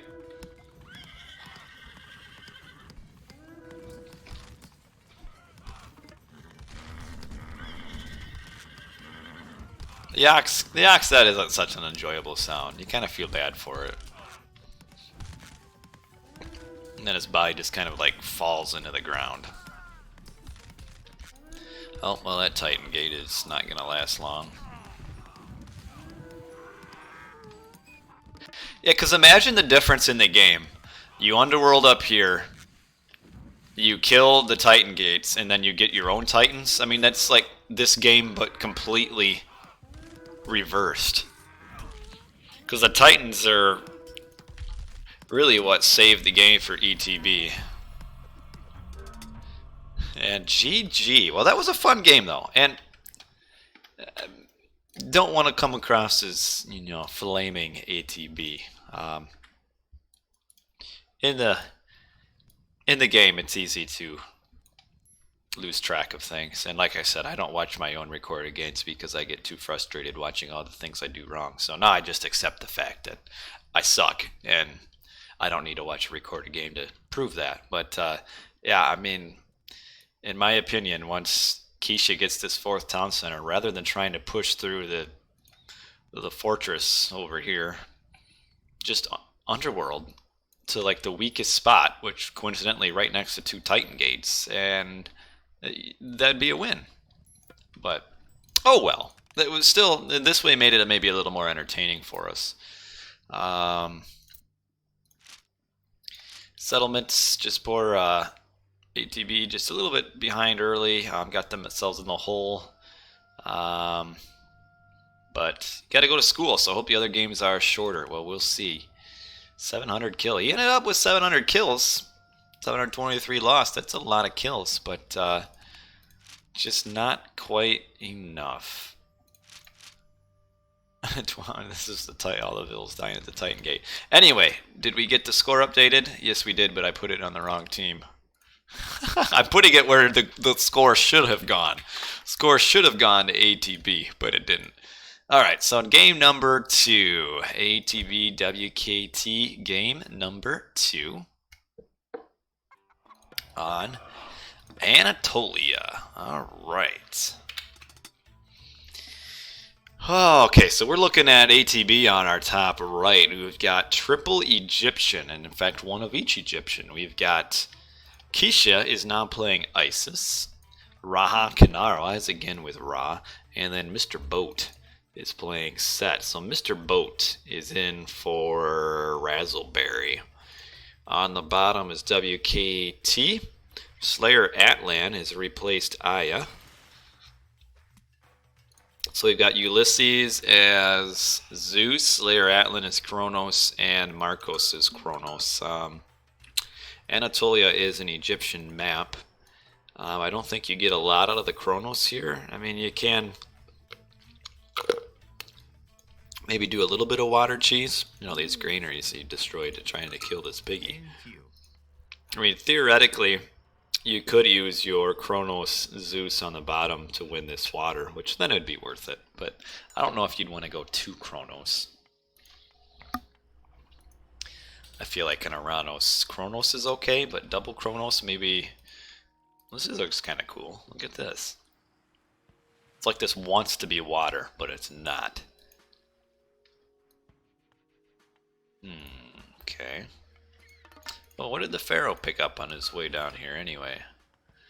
Minus 25% myth unit special attack recharge time. Yeah, beach erosion. Something like that. Talk about erosion. It rained like crazy here last night. I had a waterfall coming off of my top of my house. Kanara maybe doing a little too much with his Pharaoh here building. In fact, when you're on a pocket, I prefer not sending your Pharaoh down because the amount of time that you're losing for empowerment. No, there's not a hurricane near me. I'm in Illinois. But there's a hurricane on the East Coast. But here in the middle, I don't get hurricanes. But yeah, so the Pharaoh does 25% empowerment. You kind of lose out on a lot by sending him all the way down here just to help build the dock a little bit faster. So all he's really doing is helping you get your fishing boats out a little bit faster, which, I mean, it does help, but you're losing out on economy. He should just be empowering. Like, you've got 4 villies here just asking for empowerment, and they can't because the Pharaoh is down here indefinitely, I guess. And now maybe we'll build a lumber camp, I guess. And now he'll send his Pharaoh back. I mean, what is it, about a minute walk to get back? Yeah, this map does tend to be a little bit longer, just because of the size, based on how, normally the players are kind of in a semicircle kind of positioning, and here they're just in a straight line against the back, especially 3 Egyptians. I mean, really, if WKT can't push off of water, this game should go the Egyptians' way. All the Egyptians need is water, and they can hop ages and then get trade routes with all their fish economy. So I guess the Pharaoh maybe stays down here to prevent the Kronos power push on land, which does look like Slayer Atlan will try to be going up here. The Eggy could be pushed off of water if you got the Kronos Prometheans and Deconstruct, and then the Zeus fighting on the water with the Restoration. That would be the way for WKT to win this side. You should at least be able to push Rahak and Arawa off of water. Yeah, I mean, the temple should be up here so that you can get on them right away. Like, deconstruct this one, attack this one with your 2 Promethean, and then the 3 Oracles, and then another Promethean, and then that one should go down, and then it's basically a one-on-one for the rest of the... I mean, water is, you got the Zeus fighting the other Egyptian with the Prometheans coming along. Otherwise, on the top, the Kronos shouldn't be able to push one-on-one, shouldn't be able to push off. Let me get all this text off the screen. Marcos is using Valor, and Marcos is right here. Okay. Keisha is actually a little bit slow to get... Okay, now he's pumping his docks out. Marcos is coming forward. Let's see what kind of line of sight he has. Okay, so he's sending... Does he have the Oracle upgrade? He does. It's actually a very solid upgrade, given now the changes in the patch. Oh, he sees this dock. Will he get on the Villi? Get on the Villi? Oh, come on. You gotta think there's a Villi there. Actually, you should know there's a Villi there based on the build speed of the dock, because fish builds so slow. He should be coming over here to check it out.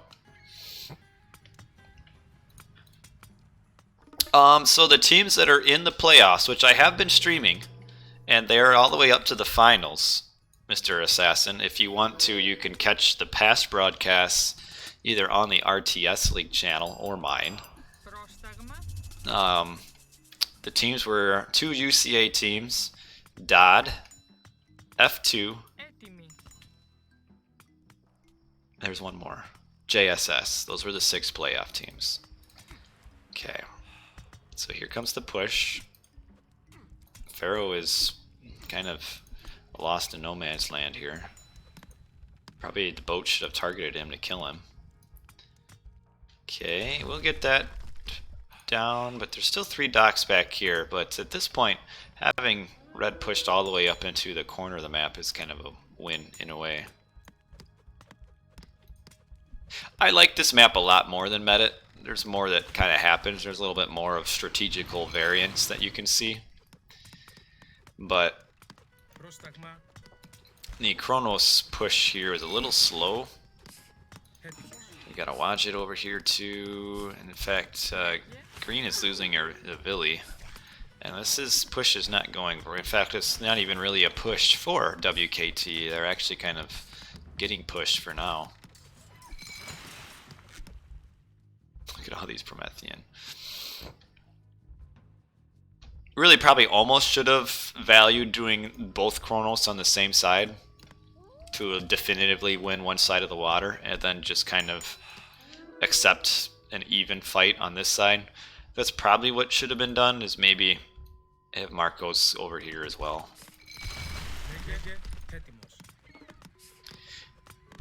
But now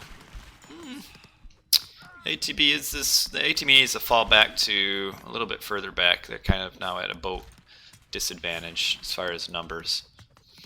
Let's see where these guys go. Well, they will show up right on this wood line if Marcos notices. Okay, he is.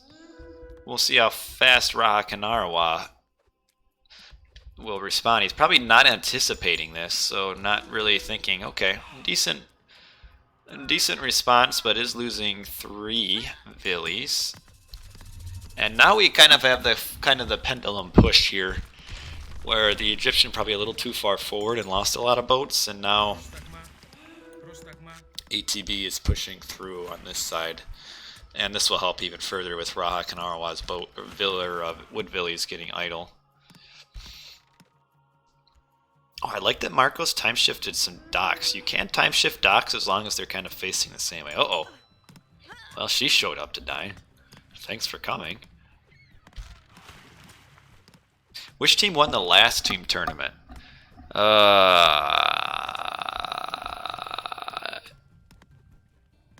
So the last team tournament was earlier this year. I believe it was UCA defeated WKT in the finals. It wasn't an RTS league. It was a little bit different kind of a tournament. The last RTS league was won by Keen. The last team tournament. So, the last RTS league team tournament. And then before that was F2.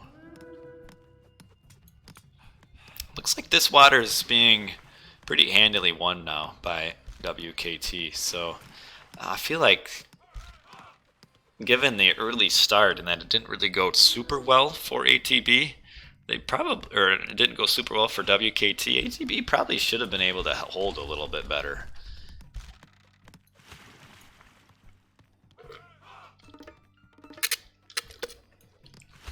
And they lost. I mean, this is, as Egyptian, losing water at 9 minutes, that is fast. Yeah, Keen isn't playing. Keen, a lot of their players are actually on F2 now. Kind of the F2. And the other problem is a lot of the more traditional F2 players aren't active anymore. So Keen is... F2 is kind of almost Keen now, plus player. And on this side, though, we have Marcos is getting firmly pushed back by Keisha. And why Keisha is retreating, I'm not really sure. We've got not a lot of boats versus a ton of boats. So Keisha just should push through.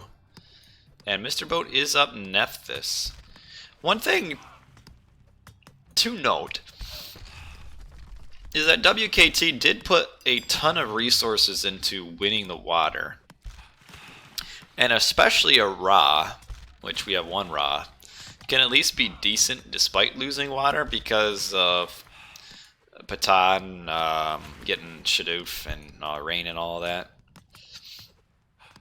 So even though they lost water, it's not like it's the end of the world for them. I'm wondering if they're going to try to fight it now that Keisha's age 2. I would hope not. Yeah, he's just got one lonely Leviathan there.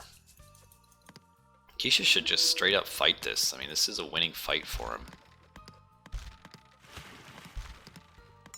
Because Atlantean boats head to head are just so flimsy. I mean, you'd think it was almost a fair fight going into it, but Marcos's boats just kind of disappeared there.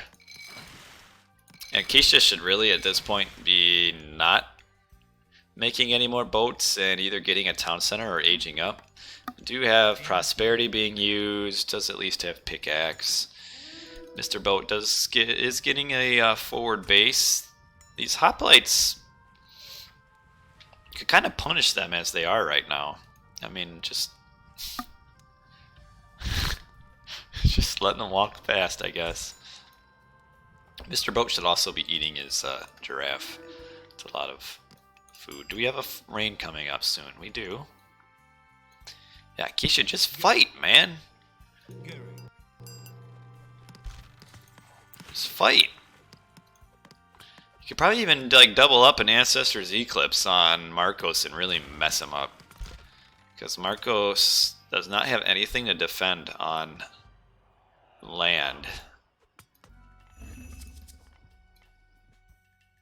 But there's really no push to speak of from Mr. Boat or anything that could come over here. But, oh, I get on this gold mine. This could cause a little bit of damage, because Green's army is way down here.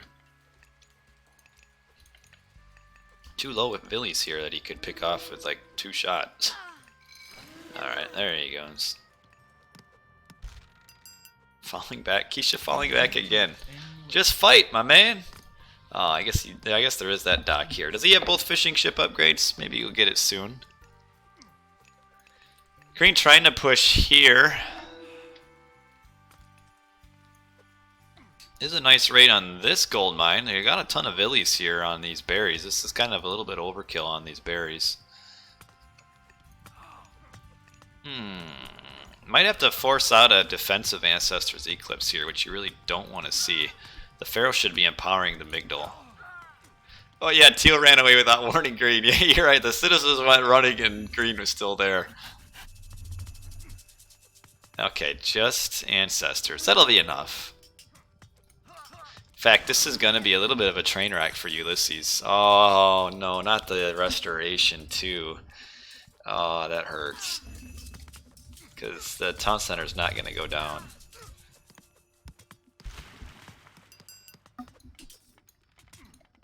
Push on here there. Oh, did get that town center up. Okay, okay. Yeah, that was... As soon as the Ancestors got used, Ulysses should have just fallen back. And Ulysses is actually finding himself, for now, gold blocked. Because this is his one gold mine, and this is his other gold mine. And, well, he does have... never mind, he's got 2... I forget about the double gold mine in the base. He's got still got 2,100. All right. Will Keisha finally continue to push through here? Chaos did get 4 boats and Leviathan. It's actually pretty strong. Rakanaro is up. Sekhmet. A very dangerous spot against Slayer Atlan, though. I don't know why Slayer Atlan is being so defensive. No, you can't hunt. I don't think you ever could hunt enemy hunt. I think they always just died. Oh, Slayer Atlan kind of missed. Does Ancestors get bonus damage versus human soldiers? No, it's just their base damage. Oh man. Aya is not playing this game. He played the first game. Maybe he's given ATB a chance, I guess. Even siege biremes are so flimsy. I mean, look how fast they die. Random couple hoplites over here. Ancestors Eclipse used here. Okay. The siegeless Ancestors Eclipse push. Kind of wonder what exactly it's going to accomplish. I guess it will maybe kill the fortress here, but you'd kind of like to see at least have like a couple siege towers like in on this. Okay, I think I was referring to purple as Keisha. It's actually Mr. Boat. Yeah, this is Keisha up here. Oh, A and Mr. Boat couldn't connect, so the agreement was Boat set up game 1 and Aya to game 2. Okay, well that's fair. And yellow is now completely pushed off of water. Now, okay, getting your market up. Yes, yes, markets, that's good. Yeah, no siege. Yeah, that's what I said, Samir. Why would you use Ancestors Eclipse without a single siege unit? I mean, it kind of was like the waste of Ancestors. Not kind of, it was. Okay. Slayer Atlan with Deconstruct on Amygdal, but there's another one right back there. Slayer Atlan also using Traitor on an Elephant. And Apollo is up for Ulysses, who's in a decent spot.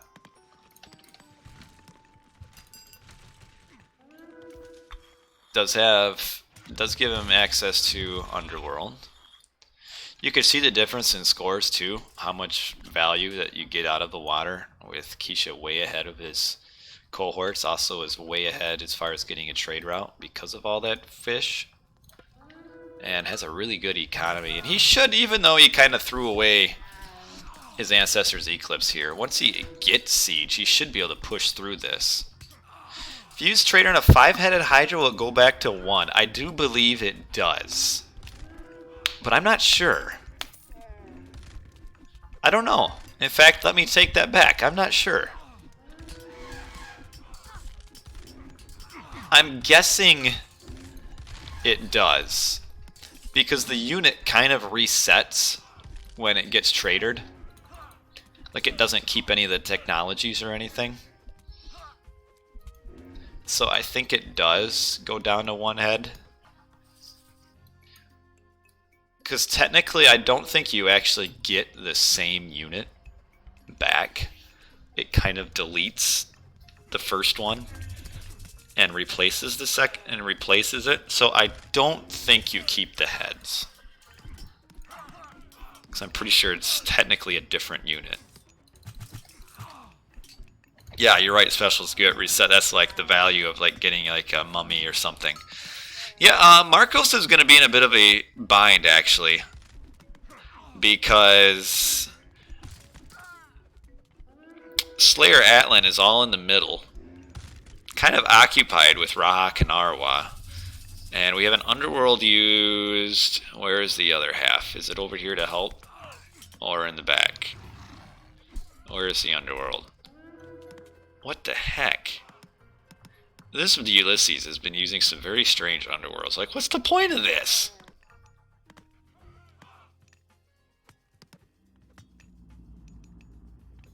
I don't know. Like, again, it doesn't... The whole point of the Underworld is, like, it kind of, like, completely changes the front, so it kind of gives you, you know, in a way, like, double the army. Because now you could fight at 2 fronts. But this doesn't change anything, because now instead of fighting down here, he just moves... Mr. Boat just moves up here and fights here. So I'm not sure what the Underworld was, because the Underworld will need to be used to save Marcos, because Marcos can't be helped by Slayer Atlan, who's busy. And now we have Meteor.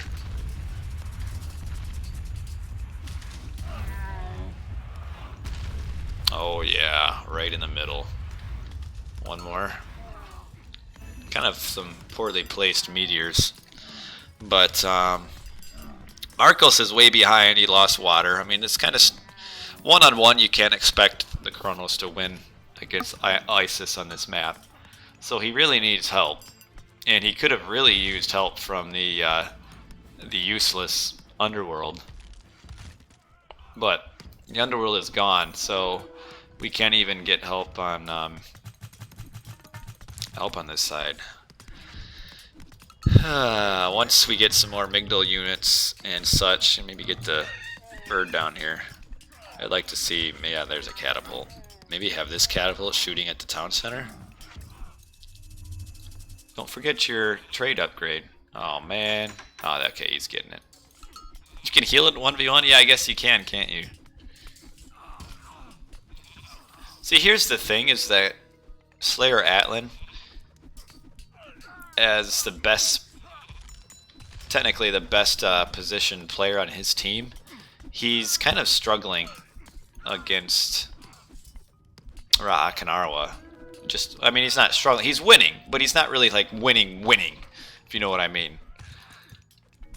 So kind of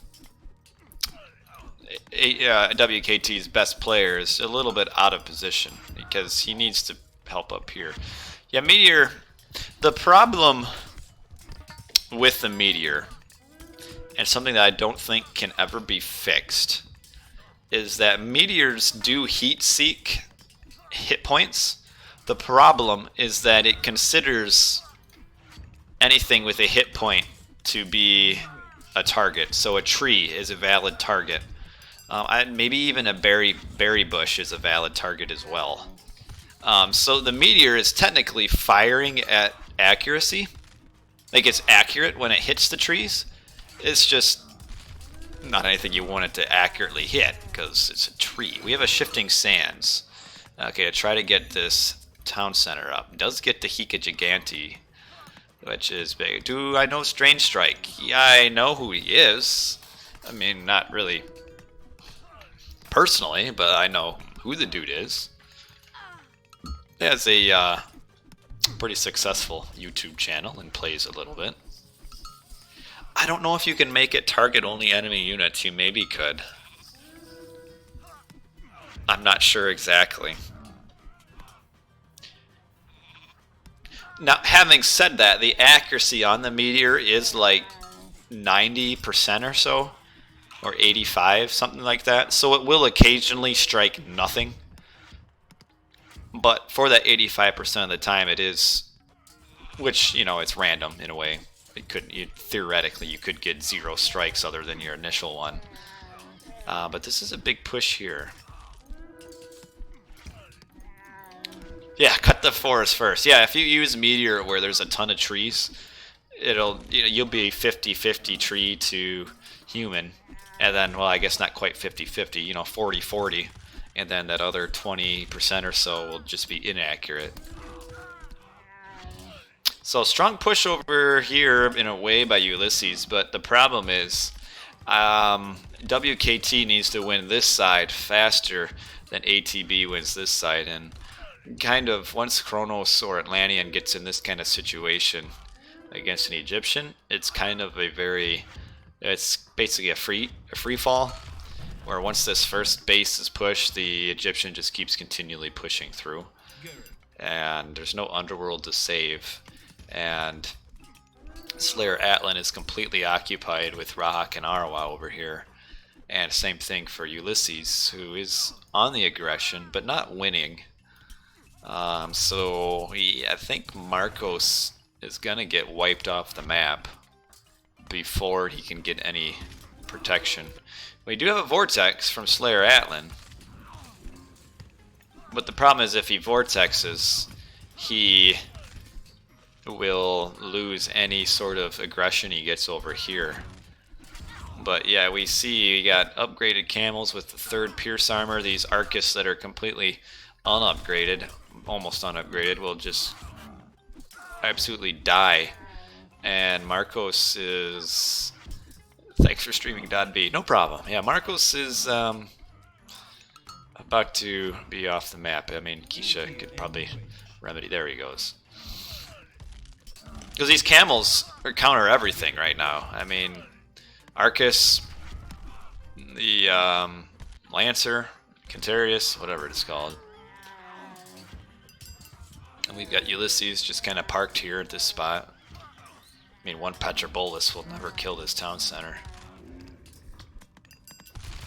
And as Kronos too, you can't really expect to win head straight up against an Egyptian. So like Slayer Atlan, I mean, since he couldn't keep this town center down, as Kronos, what you kind of need to do is just start shifting buildings in the back and just... It's kind of cheap. One thing I like to do is like shift one building here and then another next to it with like a little gap in between, and all the caravans will try to run through that little gap and they'll just all get themselves stuck. So you can... I think I did that once in a game versus 7-Up, and it really made him mad. Because, nothing's really... You don't really notice it because I wasn't attacking it. I just was time shifting buildings and leaving a tiny little gap in. And then they all got stuck. Yeah, I don't know why you go double Egyptian as well. I think the issue is that Marcos is an only Atlantean player, and Slayer Atlan only plays Atlantean too. So it was more so of the players, but yeah, Keisha is swiping Marcos off the map, and there's finally have this town center down on the right, but Egyptian can hold forever. So even if he gets this town center, which he probably will eventually build it, he's then got to spend forever getting through waves of mercenaries on the other side. And Marcos is just like minutes away from being completely dead and still has got like no help. And this is also a trade town center as well, so it's kind of the end here. Because yeah, Slayer Atlan completely busy over here. Ulysses could have done something maybe, but he wasted his underworld. Like if Ulysses underworlds his army up here before this town center, you know, maybe up here before this town center even goes down, yeah, it might have been a little bit of a different game. So far in both games, we've seen, well, complete disuse, lack of use. Looks like someone got clapped. Yeah. Gotta go. We'll see ya. You can catch game 3. The final game later on, I guess. But yeah, Underworld. Not quite effectively used so far in this series. I finished my smoothie and we still got game 3. Look at this scarab. Oh, Slayer Atlan getting the Titan Gate. These citizens. Yeah, well, Marcos, unfortunately, that is the end. So he throws in the towel. And the other side will follow suit soon, I assume. Got some fanatics, fully upgraded. They do some work. But yeah, we see Slayer Atlan even has a considerable score advantage over Rahak and Arawa, but really isn't even winning at all. Kronos kind of needs to play a little bit like Norse, where you're shifting buildings and just being annoying and changing the front. Well, that is game number 2. So ATB knots up the series, and we will have a final game 3 to decide this. So take a quick look. Obviously, the main difference was Keisha versus Marcos. Egyptian winning water. Kronos losing water. We can see the difference between Egyptians. You have the Set, who doesn't get rain, so he's way behind even the Ra, who's still in a decent position, and then this Egyptian is matching the other 2 water. You can see the poor Marcos reached about the 19-minute, 20-minute mark. He kind of reached his maximum score and then flatlined after there. So, well played by Keisha. The other side just kind of, you know, they all kind of muddled and didn't do a whole lot, but Keisha taking advantage of the matchup to push through and destroy Marcos. Well, we are going to a definitive game 3. This is not a best of 5, it's a best of 3. I need to get a glass of water, or technically a yellow cup of water, and we will move into game number 3. So give me 30 seconds.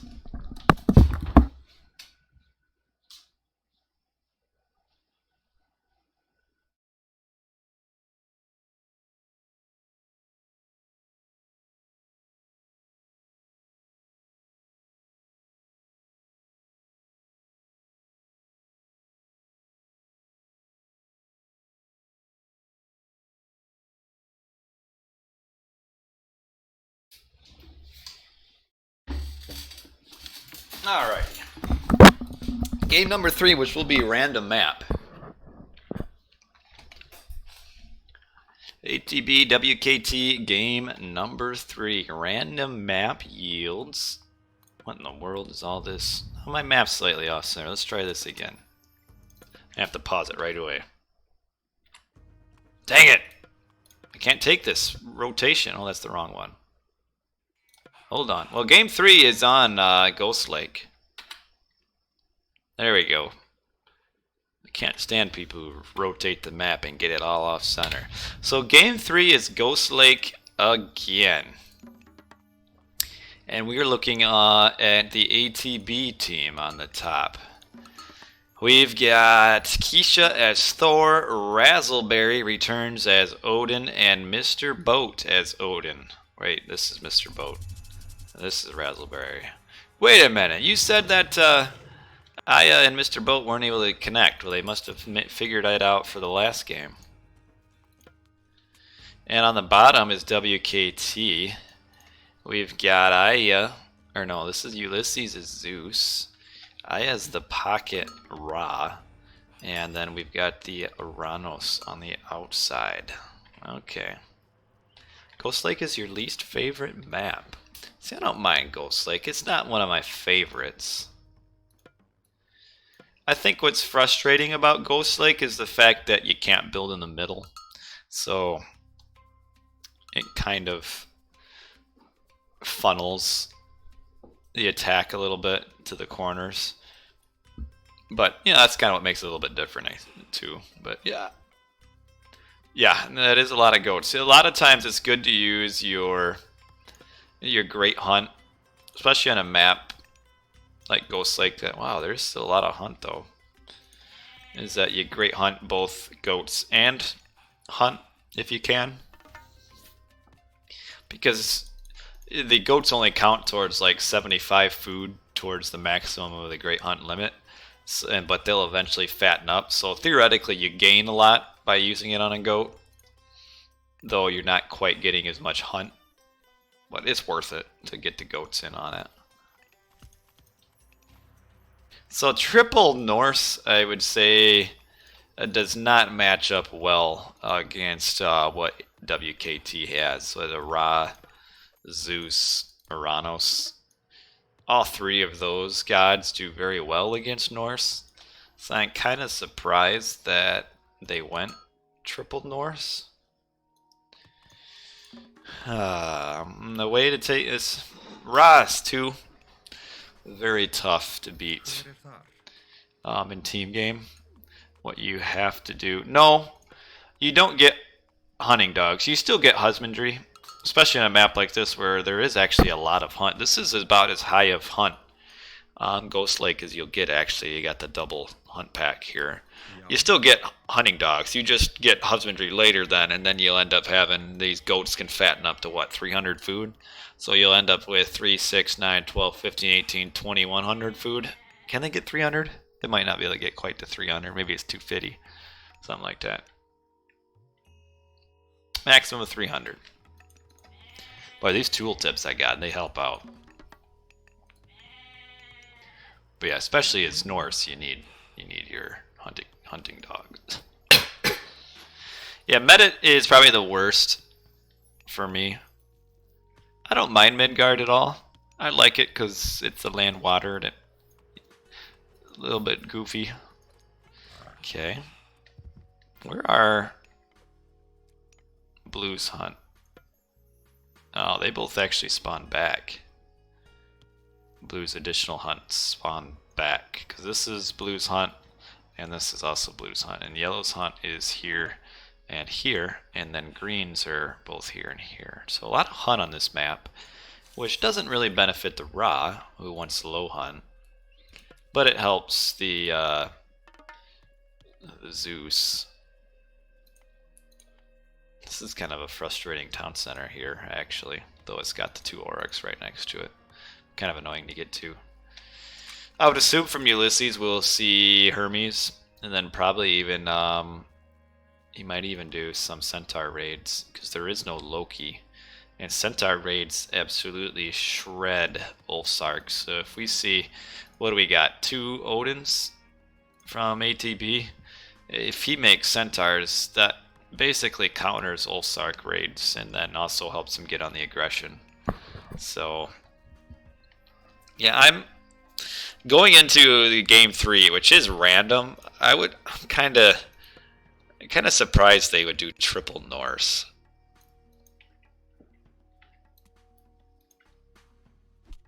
Generally, you don't want triple of any culture. because then you really don't have anything that can kind of cover for your civilization's weaknesses. Aya is up at 430. It's a very quick age up. It's going for the town center. It really should have... The 430 age up is a little bit too fast. He will end up getting his town center. Looks like he's just doing the standard 2 town center fast heroic. Triple Chinese. Well, I don't know anything about that. Oh, he's grabbing the forward one. Okay. But yeah, he might as well have made a couple more vills and then aged up at 5. 5 is about what you want. What do we got? 1, 2, 3 forest fires. Should probably aim for the Zeus with your forest fires. And yeah, because he's going to be trying to do some centaur stuff, I would think. Didn't make a barracks. It's kind of interesting. I don't know why you'd make a barracks in this situation. I guess maybe you would. But I would ATB should really anticipate the centaurs and should have prioritized triple forest fire on the Zeus. Like, you just get very little benefit from using forest fire on the Atlantean because it's not like he's building any sort of production or storehouse building. And this is a solid push already. The 2 heroes and the centaur on this are causing some mayhem already. Yeah, you're right. That's what I'm saying. That they should have gotten these. I mean, Odin gets ravens and just forest fire all the trees. I mean, most maps you only get 3 trees or 3 forests. And these fat, slow Hersiers just can't get at these centaurs, and that is going to push Razzleberry off of his base. Getting some damage here, but we'll kill 1 Vill and then or not, no. Won't even kill a Villy. And Razzle is just taking so many losses here. Odysseus just picks off units so well. Like, if you're not going to do early forest fire, you might as well just go Forseti here as... Well, you can, I guess. Odin can't. Yeah, Odin's just screwed against centaurs. Which why I'm surprised they wouldn't have gone into all the shifting sands units just away from the hunt here. Which why I'm surprised they wouldn't have just done a bunch of forest fires on it.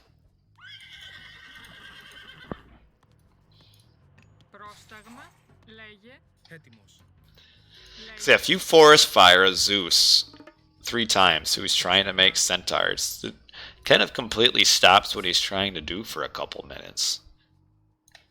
Instead, they still have 2 forest fires in their pockets. And at this point, he's got enough centaurs out to cause problems. Is there a hole here in the wall? Oh, I gotta suck it in going through the edge there. Yeah, they don't have Forseti, you're right. And that's going to hurt because I think he thought that was walled off.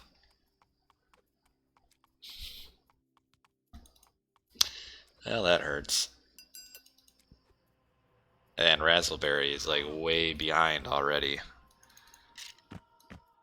Way behind. Here come the... Yeah, once these hoplites show up too, unless yellow comes over to help out, it's kind of over. And Keisha grabbed an early town center.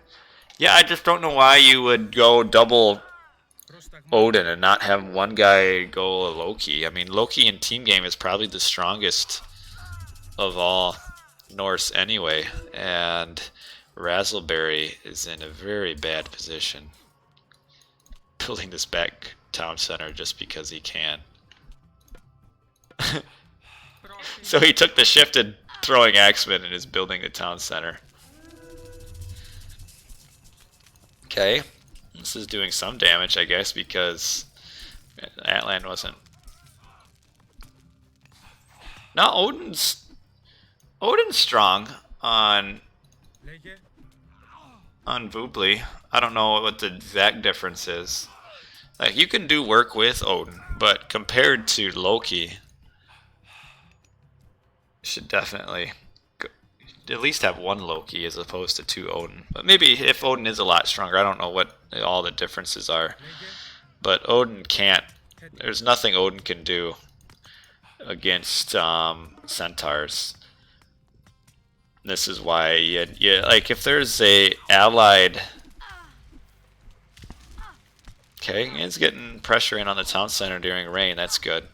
If there's an allied Loki, the Loki can come in with the Herseer and at least, you know, kind of counter the centaurs. But these centaurs are just destroying everything over here.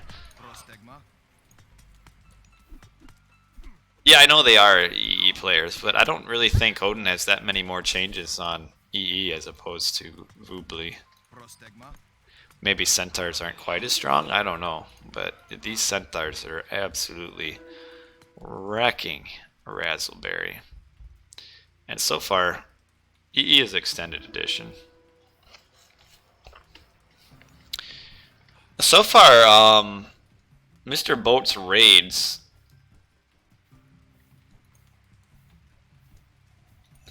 have kind of gotten Slayer Atlan busy, but I don't know what Keisha is doing.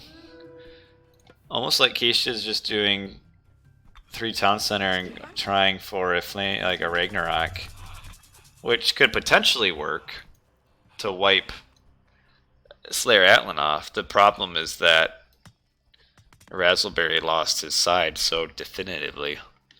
He got, some would say decimated. Others would say annihilated. Either way, whatever word you want to use, it didn't turn out too well for him. And now Keisha has an army. Oh, we've got Obliterated, some would maybe say, yeah. Omega wrecked. Oh no, use Locust here. Locust this. Locust. Oh, man. If he would have used Locust there, that would have been epic. Now we have... Oh, Locust anyway. Okay. Alright. Okay. Still got some value, some work out of that Locust. But a little bit earlier would have been better. Oh, he's getting ceasefire for the town center. Well, that kind of wrecks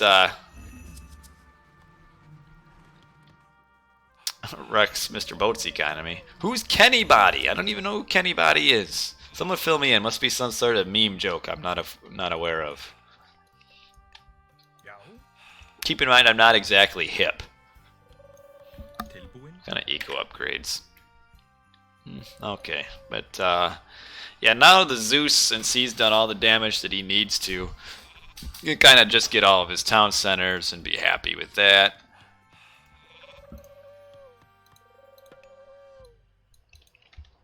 The Alpha Kenny Body, is that something that I should Google or shouldn't Google? Yeah, there's been no damage at all to Ulysses and Slayer Atlan, which means the Ra can now just pop off. Because really, Ra's weakness is that early on, up until 10 or 11 minutes, can't do much to help his allies. But then beyond that, Ra can substantially help his allies with the super fast, strong Mignol units, but he doesn't even need to help his allies, so instead he'll just get a massive eco, and then whatever side he decides to push on will win. Kind of an awkward fight here where all these raiding cavalry can't get past these Promethean. And there's no heroes here actually, so these Prometheans will live forever.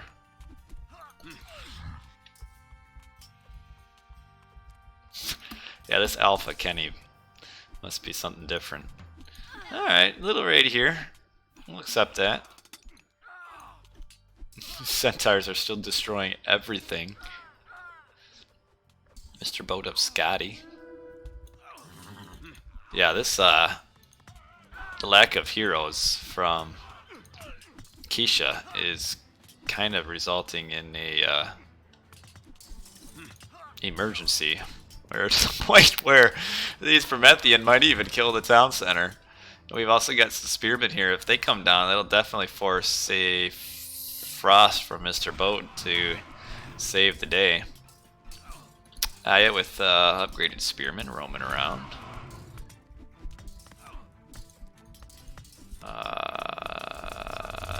Okay. Yeah, I would say it's been GG for a while. I just don't want to say it because, you know, it leaves some of the hype out of it. So, oh man, the Frost is going to turn the game around over here. Look at this. ATB Keish also aging up to heroic. He's got flaming weapons. As soon as these units unfreeze, they will be greeted with flaming weapons. So, the extreme juxtaposition of elements. You go from getting frozen to flaming weapons on a 5-man army. So the hype is gone. We've also got waves of spearmen flowing across the map. And yeah. Flaming weapons? Flaming weapons? Do we have a flaming weapons in the house? He's trying to hold it without flaming weapons. This guy's gonna do it!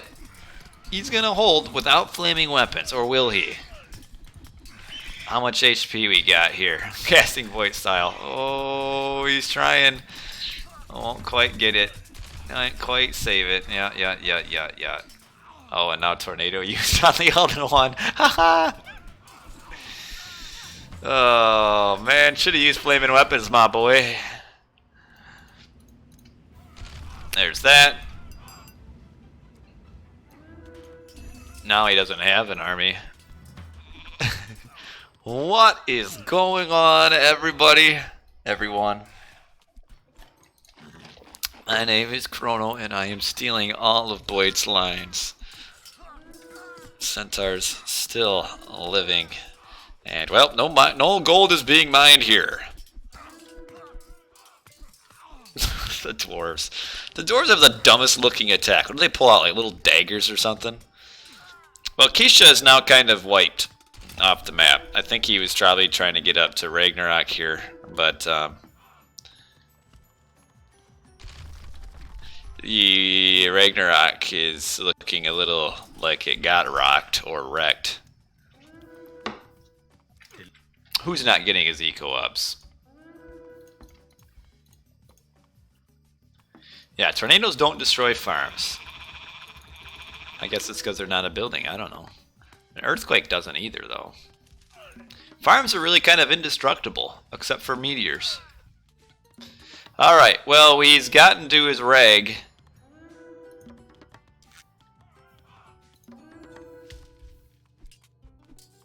But the villies are disappearing.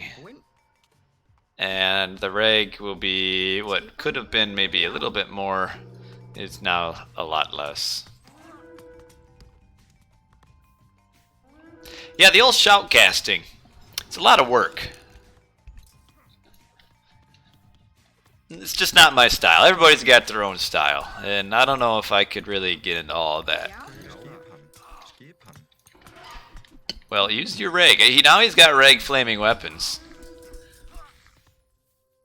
I don't know if he's waiting to get armory text too or what. He's only got the first line. Used to rage for no armory upgrades. Yeah, see, I never watched, I don't even think I've ever watched a single Magyar game. That was in the time period when I was not around. Busy with other things. Don't forget about these guys. Well, he's used reg.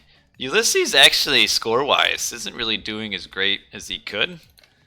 He got a lot of he got rated quite a bit on the back end, but I mean he's at 3,000 score and his opponent is only at 2,100. And Ra's a little bit slow to like side build and stuff. So, like, it really at this point you kind of want to see the Ross somewhere on the edge, pushing through and such. The Ragnarok, kind of the last hope for ATB. The Ra is getting a Titan gate. You also have a Ra that can easily defend against. How many Villies at Reg? We could take a look.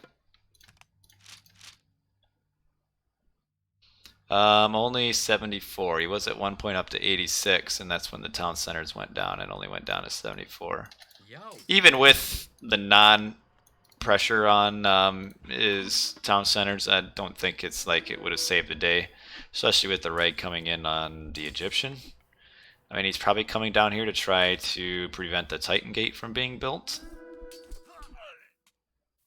So maybe he'll swerve through here and then come over to Slayer at Land's base, which he's getting building upgrades and fortifying up a little bit, so that's cool.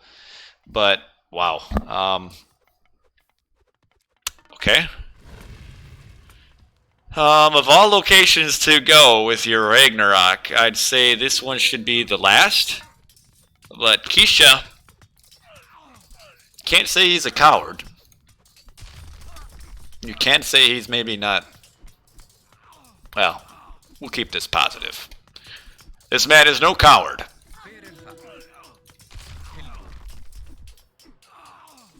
Cool, he killed the town center. Run away! Run away! Okay, well, moving on. Mr. Boat is actually playing pretty well. To the point where Ulysses is kind of in a bit of a bind, but the Flaming Weapons Ragnaroks are almost all gone already. And Keisha doesn't really have much of an eco to fall back on. I mean, if only you could build Villies with wood, that would be pretty good. But they might actually, with the combination, razzle Mr. Boat here, take that town center down. But when your Ragnarok is used to basically do 1,000 worth of damage, you're not getting much value out of it, because one town center is 500 resources, two town centers 500 resources, and that's the end of your rag outside of kind of occupying the enemy army for a bit. Not a lot of value out of it. I'm also, why are they avoiding this town center up here? Here comes a Skilla. Titan gate now used. Yeah, these rags are quickly fading, so kind of telegraphed that's what he was trying to do with the early town centers. We have Frost being used on all of this. Now you tell me, now this, oh, another egg. Tartarian gate used on, okay, I like that. The reg will probably, Yellow's reg will probably end that. Look at the Skilla spam, though. Or the Hydra spam. Look at these guys go. Munch, munch, nom, nom, nom, nom. Throwing axeman. Yummy. Look at this guy. He's already got 3 heads. I wonder what a throwing axeman tastes like, anyway. Frost. Used. Nowhere. It already was used. That was the Ragnarok being used. Okay. Well, because Mr. Boat went all in down here, I don't know why you wouldn't have targeted this. Now we've got the 3-headed Hydra. I is also building a wonder. Ha ha ha ha ha. He is taking no prisoners this game. Oh, look at this Hydra. Oh, he didn't get another head from that. Can the Hydra fit? Look at that guy. You wouldn't think he could fit through that forest. Wolf Sark tastes better. Oh no, keep on going. I want to see this Hydra get up. Cannibalism. Well, it's not a cannibalism if it's the Hydra eating it. Here comes another Ragnarok on the Egyptian.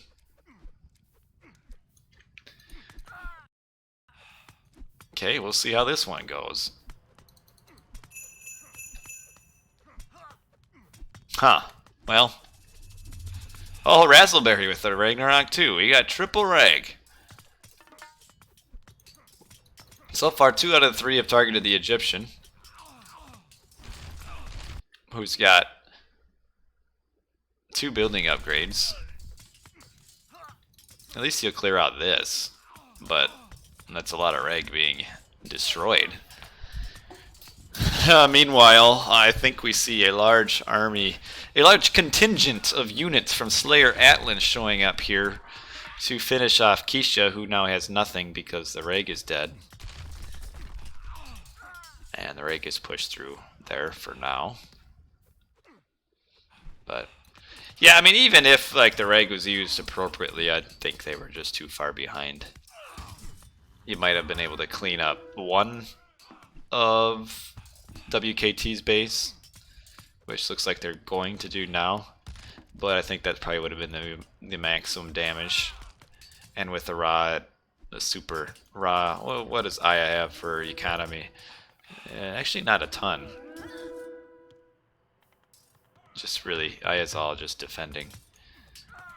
But like Ulysses, probably will kind of get half wiped off the map, but not a big deal because all the regs will be done, and then how will the reg push after that? Slayer Atlan building a Titan gate way down there. Yeah, Ulysses did kind of get in a rough spot. What are these guys going back for? There's Razzleberry building a Titan, I wonder. Looks like he's trying to. Yeah, now he's researching it. Okay.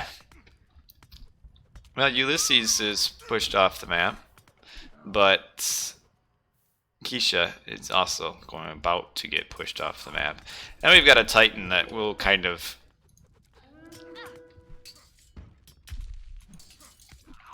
stalemate the reg down here. But man, Ulysses though, the double reg on him now is kind of removing him. But we've got the Titan here. Actually, the Titan, yeah, turn and face the reg. There you go. Kind of reg upgrades. And still, this is just one line. And actually, still close enough to the town center to still do damage. But yeah, Keisha is dead. Oh, the bronze. I like it. So that's some teamwork there. Oh, still have some Hypaspis coming out from Ulysses as well. But he's kind of housed. He's only got these villies down here. Yeah. You know, maybe if Keisha wouldn't have gone in on purple and come down on Slayer Atlan, maybe it would have been a little bit of a closer match here. But yeah, even just Ulysses probably getting fed resources from Aya, the Hypaspis or Hippaspis or whatever you want to call it, kind of doing some work on the back end here to the point where they're kind of cleaned up all the regs.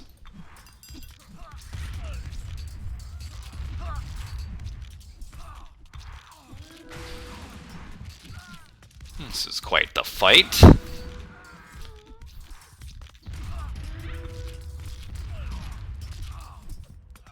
Let's watch this.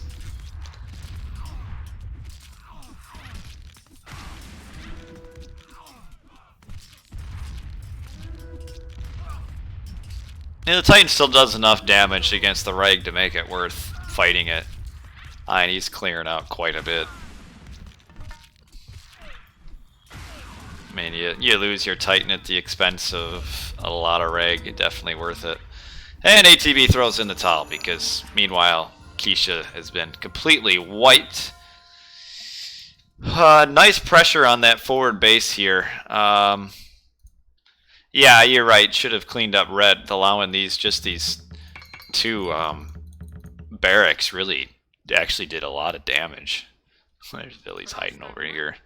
But, yeah, I mean, even so, I mean, they were all three regs with nothing to fall back on in the back end, and Keisha completely eliminated.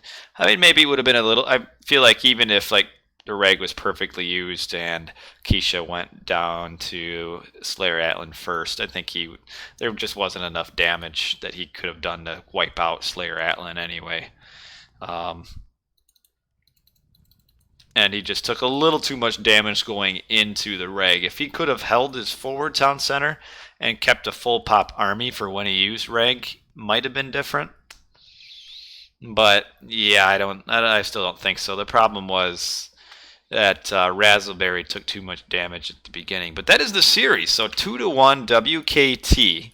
So in our League Cup, which is, as I remind you, the brackets for the non-playoff teams, our finals will be GDM versus WKT. This is kind of, I guess you can consider like the losers finals. .B game is the start of this stream. Yes, it is the start of the stream. Definitely WKT versus ATB was a lot better of a series. We had some competitive games here. Yeah, all resources actually, even with all the damage that was done to Razzle, still had them up a little bit in eco. But then get your triple reg, and then just no response or no real revival after that. And just that push on Keisha really hurt, and then the early losses by Razzleberry was also really, really rough. And building a wonder and a Titan Gate. Not that it really mattered.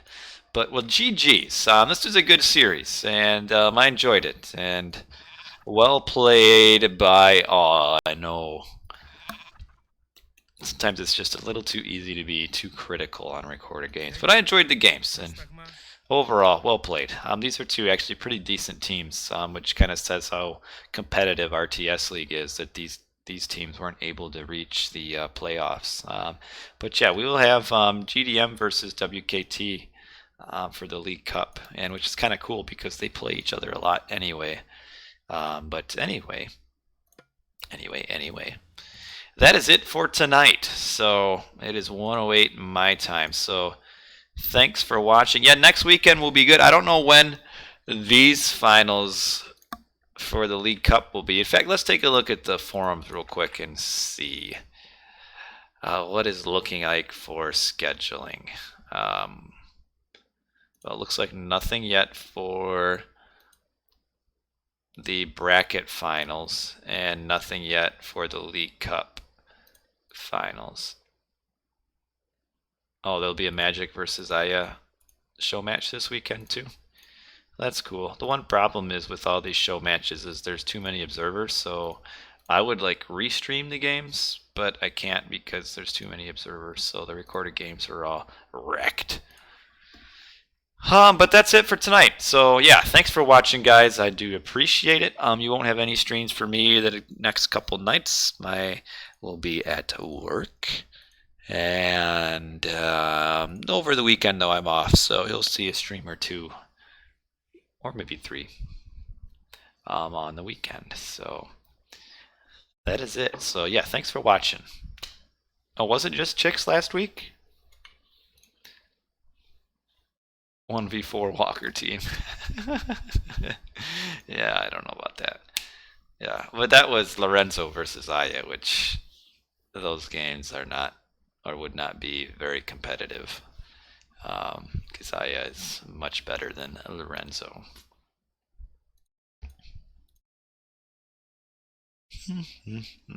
So, well, that's it. Well, that was a pretty good series. I enjoyed those games. That's pretty cool. But yeah, that's probably enough for tonight. I don't think I can play some games. So, who is Lorenzo? Lorenzo, he used to play a little more active a while ago, maybe 5 years ago. He is pretty solid. I don't know. I think maybe, yeah, around 2010-ish. Maybe he was at his best when I wasn't around. But when I saw him play, he's good, but like not, in my opinion, a top player. But maybe he was better before I kind of returned. But yeah, he's old. He was actually, I found some of his replies on my. Didn't know he was around that long, but back in like 2004, 2005, he would comment on my recorded games on RTS Sanctuary. I think in one point he said I was his favorite player. So yes. Does Mista not play anymore? He's busy. I think he stays pretty busy these days with real life. So it doesn't play much or at all right now. He was playing a little bit maybe 3 or 4 or 5, 6 months ago or something. But otherwise, he stays pretty busy. I guess if you guys are going to continue to talk, I won't necessarily turn it off quite yet. But I don't know really what else to go over. So yeah, we don't have any 1v1 tournaments right now. We might have an expert. We might have kind of a fall tournament start soon. But I'm not sure. Otherwise, there is the EE League for the extended edition. But I don't stream any of that. But you can catch that on. There's I think Hagrit does a lot of that streaming. Lorenzo was maybe in. I don't even know. DoD maybe? Maybe MG? I don't know. I'm not sure. If he ever was in a clan, I'm not even sure. He's kind of a. He's always kind of come across to me as kind of being a lone wolf, so to speak. Yeah, we got GDM here, and then WKT. So, yeah, I good team bad. Yeah, that's what he normally plays or played under for a while.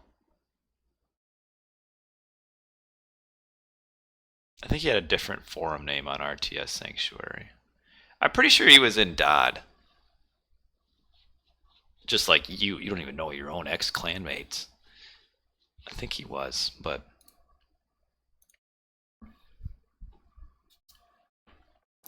yeah, no problem.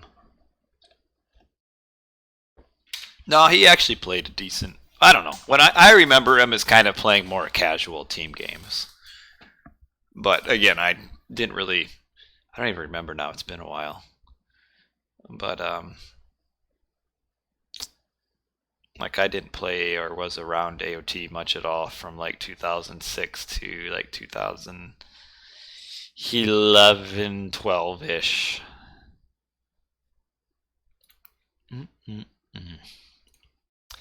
But anyway, I think we will call her a night. So I'll catch you guys probably this weekend. We'll see what I do. I don't really have any recorded games to catch up on, so probably at least one of the nights will just be me playing some games or such. So yeah, so thanks for watching, and I will catch you guys hopefully this weekend. Have a good night or good day. Odin, Ulf, Bazor, and anybody else that is still lurking in the chat. And that is it for tonight. The end.